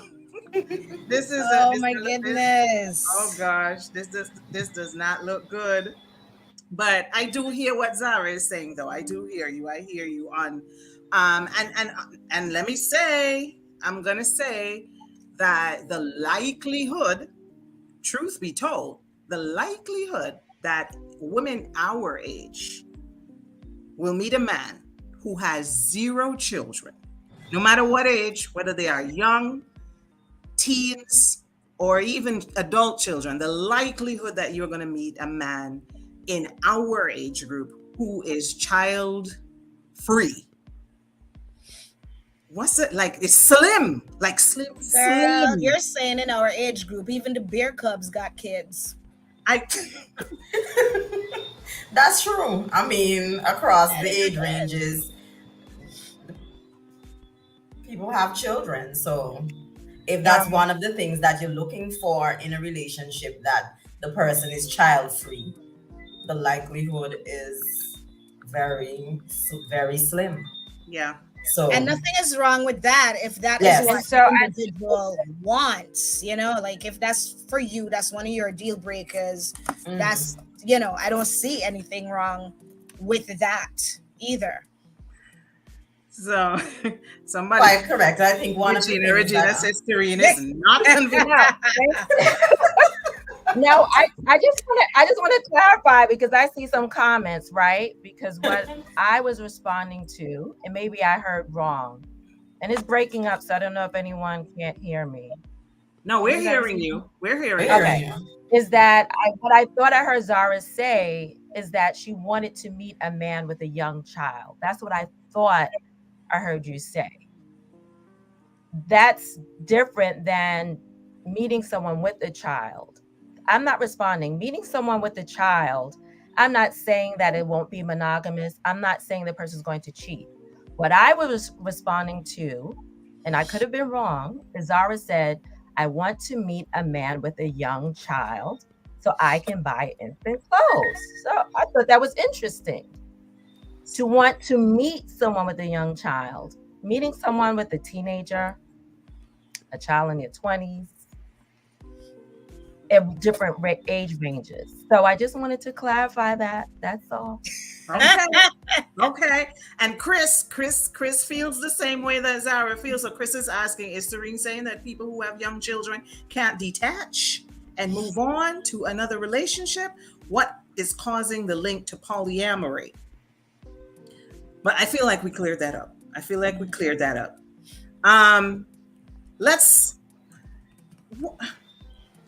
Saran says that Saran is not giving up on the zaddies. They are out there, Therese, because one found me, but they are hard to find. All right. Okay, let us switch gears. Let's talk about work and career. And we can wind up with this one, work and career. And we can tie in money as well and how that has shifted in this other season, second season, what are we called? The second half, the second season, round 2, whatever you want to call it, of your life. What is looking different in terms of your career and your pursuits in terms of work, and money management and finances. Since we're talking about work, we might as well just stretch it and just throw finances in there. Has anything shifted for you in that area, in the after 40 category? I completely changed my career. That's what the one thing that 40 brought for me. I was in accounting for 20 odd years and now I'm a midwife. And that happened at 40, right at 40. Hmm. Corin, who had to log out. Corin, also, I wish she had been able to stay for this part of the conversation. But Corin also made a career shift, a big one, in her 40s as well. She actually shared that she left a job that she had been in for many years at the age of 46 to start over completely. And she opened her own business. She left what we would refer to as an established job, where she was employed and guaranteed a monthly salary to go off and be self-employed at 46. And so it's a thing, and I think that it is connected to what came up in our earlier discussion, where we were talking about the fact that you really come into yourself when you get to this stage of your life. You are very, very clear, more clear than you have ever been in your life, as to who you are, what you want, what direction you want your life to go, what works for you and what does not work. And I think always impacts whatever you do for a living. It must impact what you do for a living. I think you also become you get a lot more clarity where it comes to what your purpose is, what you're here in the world to do, what your contribution to mankind is meant to be. I think you have a lot more clarity on those things as well when you get past the age of 40. And that is going to directly impact what you want to spend your days doing. And if you feel like you are not doing whatever you're meant to be doing with your life, and work is where you spend more of your life than anywhere else, truth be told, people are going to feel like they need to make a shift. And it might be a shift that in people's eyes is a late shift, quote unquote, because you're not supposed to, I guess, start over when you get past a certain age. But says who? Says who? At what age are you not allowed to start over? Yeah. That's where some of the letting go of other people's opinion thing comes in, right? Because for me, at least, the idea of making the switch in earlier years was scary. And I'm not saying that it was not scary at 40. It was still scary. But at that point in my life, I had become very comfortable with the idea of doing it scared. Because I did not have the weight of, okay, you're not supposed to ... What would so and so say ... All the things. Also, in my case, I was in a situation where the way life conspired to push me in that direction, I would have been stupid not to do it. Life kind of hemmed me up in a way that is like, we're not letting you up until you go ahead and do what you know you need to do. So damn it, do it scared, and do it not knowing how you're going to get it done, but do it. And I did not have the luxury of giving into the fear of it not working out. I really didn't have the option. Whereas in my 30s, I felt like that was always a thing holding me back. But I can't. My goodness, I've been doing this for so long. I can't just stop and do this whole other thing. And the thought process behind that was, suppose it don't work out. What people gonna think? How I gonna left this job and then do this and then work out and I have to come back with my tail between my leg and beg back to job and all kinds of different things, right? I had gotten to a point though where I was very clear that if I stayed and if I continued with what was safe and what was sure, I would be dead very soon. And I'm not trying to be dramatic, but it was draining my life force energy. And I got to the point where I said, okay, if I'm going to do it and mess up, at least I'm making a last ditch effort to save myself. It may not have been anything anywhere near as dramatic for Corin or for any other person in their 40s making that change. But for me, that's where it was. Like I recognized that I could not continue um, doing what I was doing. One, it wasn't fulfilling, but two, it was slowly killing me. Yeah. Yeah. Any other huge changes after 40 where it comes to work and career? Well, I For want to me, say, I made a no. Go ahead, Zara. okay, well, I won't say a huge change, excuse me. But my interests are certainly becoming more diverse, I must say. I'm on the cusp of completing a yoga teacher's training, which is something that is highly exciting. I did my last assignment this morning and I'm going to be sending in my final stuff tomorrow. So I'm quite excited about that. And I do feel that this will eventually become a bigger part of my life than it is currently. And I know what Aisha is saying there about the fear, because one of the questions that they asked in the course is if in if in 6 months you could be doing absolutely anything where you weren't concerned about how much money you're going to make, etc., what would you be doing? And then I realized my answer to that didn't necessarily include what I'm currently doing now for work. It doesn't say that I don't love what I'm doing, because I absolutely love what I'm doing. But I do believe that eventually there will be a shift from what I'm currently doing. So yeah, that's exciting. Feeling quite good in that space right Congratulations. now. Thank you. Congratulations. Yay!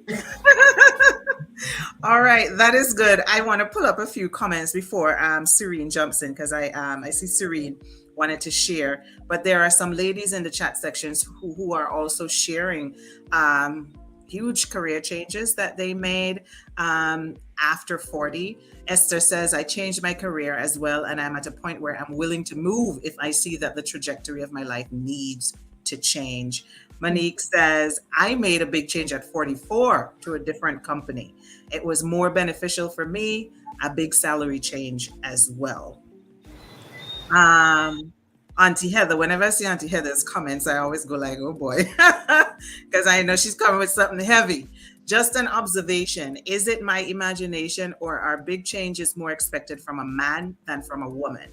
Women always put fear into other women about making major changes in life, be it in relationships or professions. That is interesting. Let's talk about that. Sheila says, you are never too old. I did a master's in healthcare practice at age 55. Yes, Aisha, those thoughts of what would people think if it doesn't work out tends to hold back a lot of people from stepping out. Agreed. Agreed. Peach Ann says, changed from teaching after 20 years. Yeah, I was a teacher at one point in my life, many moons ago as well. And I left it after 15 years. So, Wow. yeah, you can make a mid-career shift. It's a thing that people are doing all around us. People may be doing it quietly, but they're definitely doing it. And they're doing it after 40 as well. I want to hear what Serene wanted to jump in with, and then I want us to talk a little bit about this comment that Auntie Heather put in here, because I think that is very interesting. It goes to, I was piggybacking on what Aisha said. For me, I made a big change 2020 during the pandemic. I was a program director working full time, had my benefits, and I was seeing clients, just part time. The pandemic happened, so it burst at the seams. And it was a lot of work, but I loved it. I loved it so much. because not only was I supporting and providing clinical treatment to others, there was something that was, there was like a transformation happening for myself. And so I decided to quit my full time job. It didn't come easy because, just like Aisha said, and what Auntie Heather is saying, that making a change as a woman is unheard of. You know, when I was telling people, I don't think they really believed me until I think this year. So we're talking 3 years later. It was almost as people were listening to me like I was having a midlife crisis. And oftentimes, as we do in culture, that we are anticipating things to not work out and not looking at it like, what if it actually works out? We're always looking at it like, oh, what if it doesn't work out? What are you going to do? And I would find myself looking for validation from others, constantly looking for validation because I needed to affirm that what I was doing was right. But I knew all along in my gut and my soul and my spirit that what I was doing was right because it was right for me. And then finances, of course, running my own business, I had to really think about what was priority for me, which didn't come easy. You know, of course, I want the European car, I want the Benz, like a lot of people. I wanted, you know, multiple real estate. But what I've accomplished, I would never have imagined accomplishing these things with having my own business. But because I aligned myself with people that were doing it, that I had decided that I was going to write my own rules and be free in all of this and not allow other person's expectations of failure to dampen and guide and set the trajectory of where I'm headed. And still, I'm still learning. Like, it's not easy. I'm only 3 years in. And so that's, I think, Aisha, you're in the right account or whatever it used to be. I'm still young in the business, but it's a huge change for me. And then now having, you know, an organization, that's a different business. Mental health is not organization. That's a whole business in itself. So, you know, like someone mentioned, you have to do it scared. But I wanted to talk about just a little bit more, as I know we're running out of time, with regards to what Auntie Heather mentioned about, you know, persons imagining big changes from men than women. When men decide to walk away, people really question them.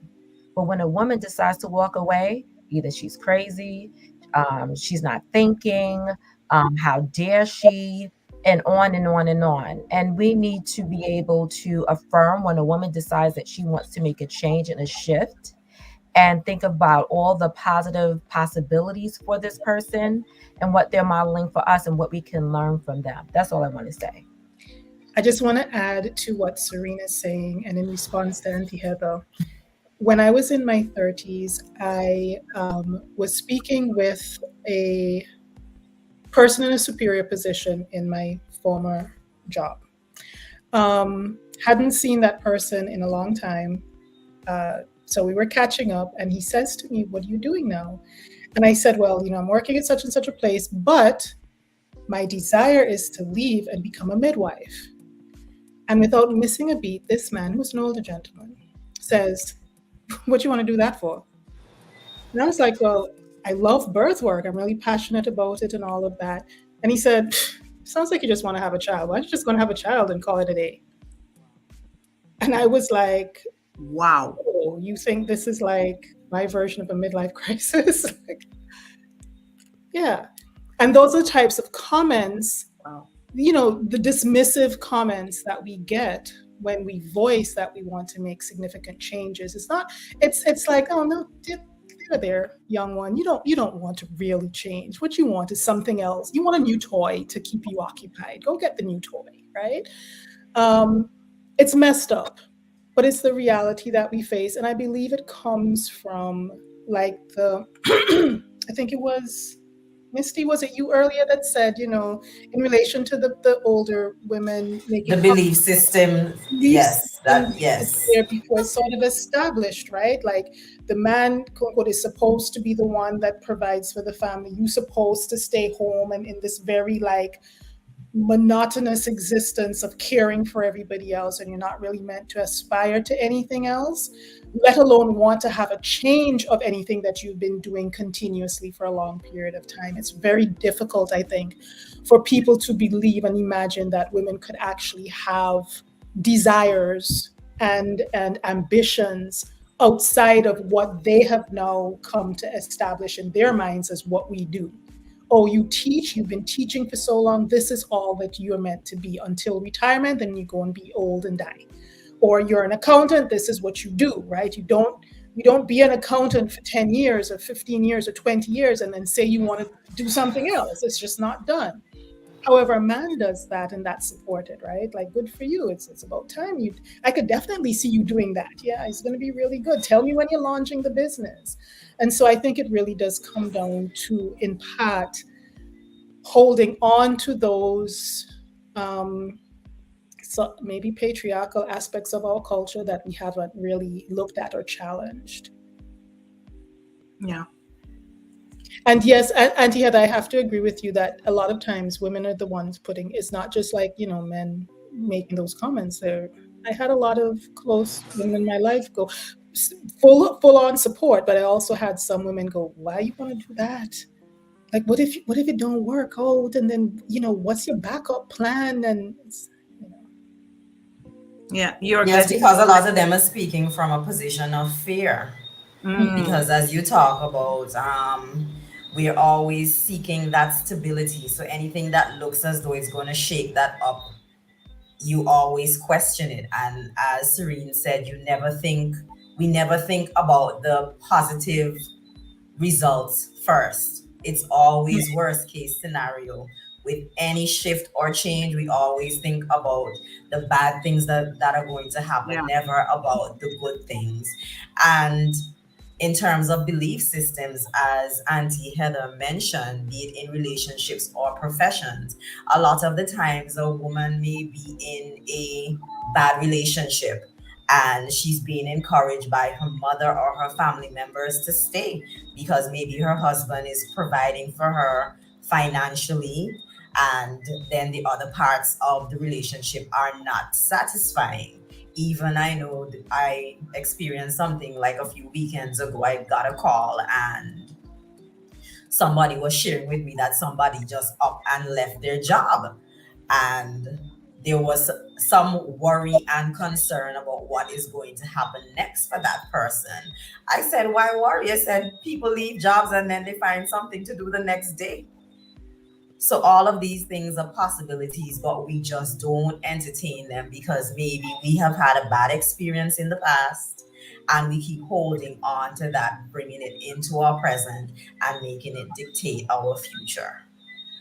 So those are things that we have to keep learning to let go of. And that happens as you age. So Yeah. that's my. Okay. So, ladies, we're 10 minutes after 8. Are we Lauren, set? are you Right. fine? Misty, can I Hi. just jump in one last thing Yes, on yes. what Misty Let's was go. saying? Because I'm going to be really quick and maybe it will be a good wrap up. Misty just said something there that just to me made me look at the six of us speaking tonight, as well as the women in the comment sections tonight sharing their opinions as well. I feel like that in terms of the family members encouraging the woman to stay, and sometimes there's no other reason they're encouraging her to stay except for the how we go look, how you go look. And when you said that, I just got my mind thinking, because I feel like in this conversation, it's not just a 40 fine and free, but it is our mindset at 40s at this moment, our mindset. Because I mean, there are women in their 40s who still have not experienced that level of I am not living for other people, the who have broken free from the perennial they. What are they going to say? What are they going to think? And I'm just looking at that because I find myself surrounded more and more by a new, I don't want to use the word generation, but this new mindset that I see, right up into like the 80s for some women. Hmm, Mhm, mhm. it's true. I think that's a good note for us to wrap up on. Auntie Heather says fear is the biggest killer Yeah, of dreams. Mhm. yeah. Not gonna Absolutely. stop me. Not gonna stop me. And I think that that is a good note for us to end on.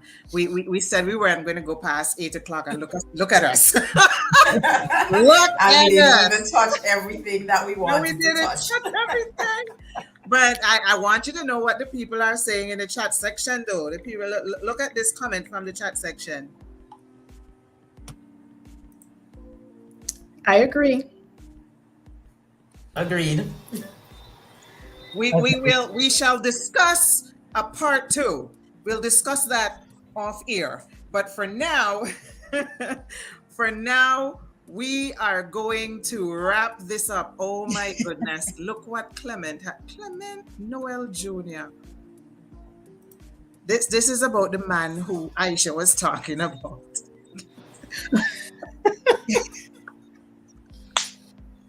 Clement! Clement, he was backing up the wrong tree if that was the case. Oh my God. Clement, thank you for that laugh. All right. Okay, so let's wrap it up. I'm going to give each of you an opportunity to just give one parting shot to the persons who are listening to us. We have quite a lot of people watching us right now on the three platforms. At the moment I'm sitting here thinking I don't think I've ever seen this many people logged on to the Always a Queen podcast before. I think we just no for real, for real. I think we just broke a record here because there's a record number of people watching us right now. Like I'm literally gonna go and check that because I think this is the highest number of people I've ever seen watching across all three platforms. For real, for real. We need to do a part two for this. All right, I'll give everybody a chance to give a quick parting shot to our listeners, those who are watching and those who are listening and those who are going to see this because we are being recorded. This live is recorded and will be on the Always the Queen, the Metamorphosis platforms for future viewers who will be watching this in years to come. So give everybody who is watching and who will watch this a parting shot. We'll start with you, Samista. Starting with me. I just You, want you, don't, to you want to thank go last? no. I'm gonna go now. I just want to thank everybody for joining in. The contributions were amazing. And even in this forum, I've learned so much. So I'm just so grateful for the experience. Thank you, Therese, for the invite. It was an absolute pleasure. And just like everybody else, I'm looking forward to part two. Have a great night, everybody. All right. Very good. Very good. And over to Aisha. What's your parting shot for the people? Okay, my parting shot is what? Life is to be lived out loud and to the fullest extent. For those of us who are lucky enough to get a head start on it and be doing it from in our 30s or 20s or whenever we're doing it, wonderful. Your 40s are going to be absolutely amazing. But for those of us who got off to a later start, the 40s is a beautiful time to look forward to. It's a time where you start to shed all of the things that have been holding you back and been keeping you from soaring like you should be soaring. So look forward to it. I am looking forward to sharing space with y'all again. Serene, it's nice to meet you. I think I've seen you on previous podcasts in the chat room. I didn't know who you were. But it's nice to meet you, Misty, Zara, and Therese. Love you a long time, continuing to love you much. And just live life, be authentic, be true to yourself. Absolutely. And then over to Serene. Just want to say again, a pleasure being amongst all of you amazing women.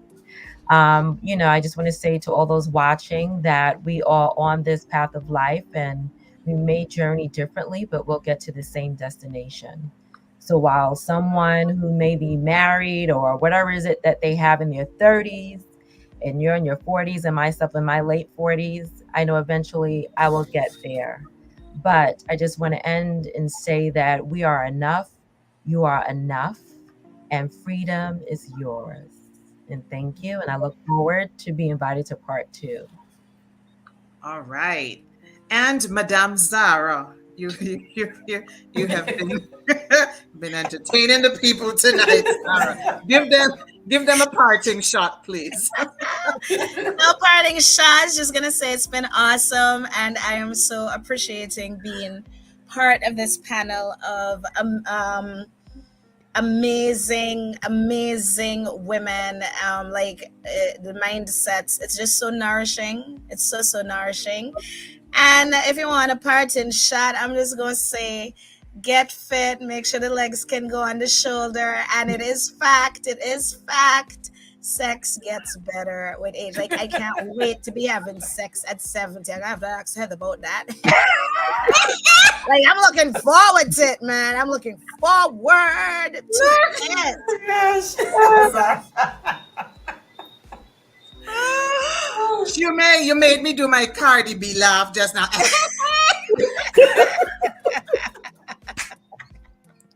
Listen. I'm just saying, something to look forward to. Oh my gosh. Saran said you leave the best for last. Listen, I'm so done. Listen, we gotta go. Let me go quick before Auntie had to come back in the chat section. Yeah. We can't handle it. Oh gosh, she reached. It's too late. Auntie Heather, can you make that a class? Because I want to come too. She said, Zara, let's talk. Oh. It's about to go down. Listen, folks, this has been absolutely fantastic. My parting shot is, this is the best podcast I have done since I have been doing podcasts on this platform. I kid you not. I have been doing this. When did I start doing podcasts? I've been doing this for a while. Mm-hmm. Couple of years. And this is hands down the best podcast I have done ever on this platform. This was fantastic. I will be in your WhatsApp very shortly so that we can arrange the part 2 for this, because clearly a part 2 is coming. And I'm going to, I'm going to be in Auntie Heather's WhatsApp too, because we need her on here. Yes. Absolutely. This is serious, but it has been an immense pleasure, Queens. Thank you all so very much. And thank you for the extra 20 minutes, because we were supposed to stop at 8 o'clock and it's now 20 past 8. Listen, I love y'all. I love you to life, all of you. Thank you so much for gifting me and my followers with your time tonight, and we will be back. And on that note, I leave everyone who is watching us and listening to us now and in the future with love and light. And remember to be a beautiful week. Bye, everybody. Bye.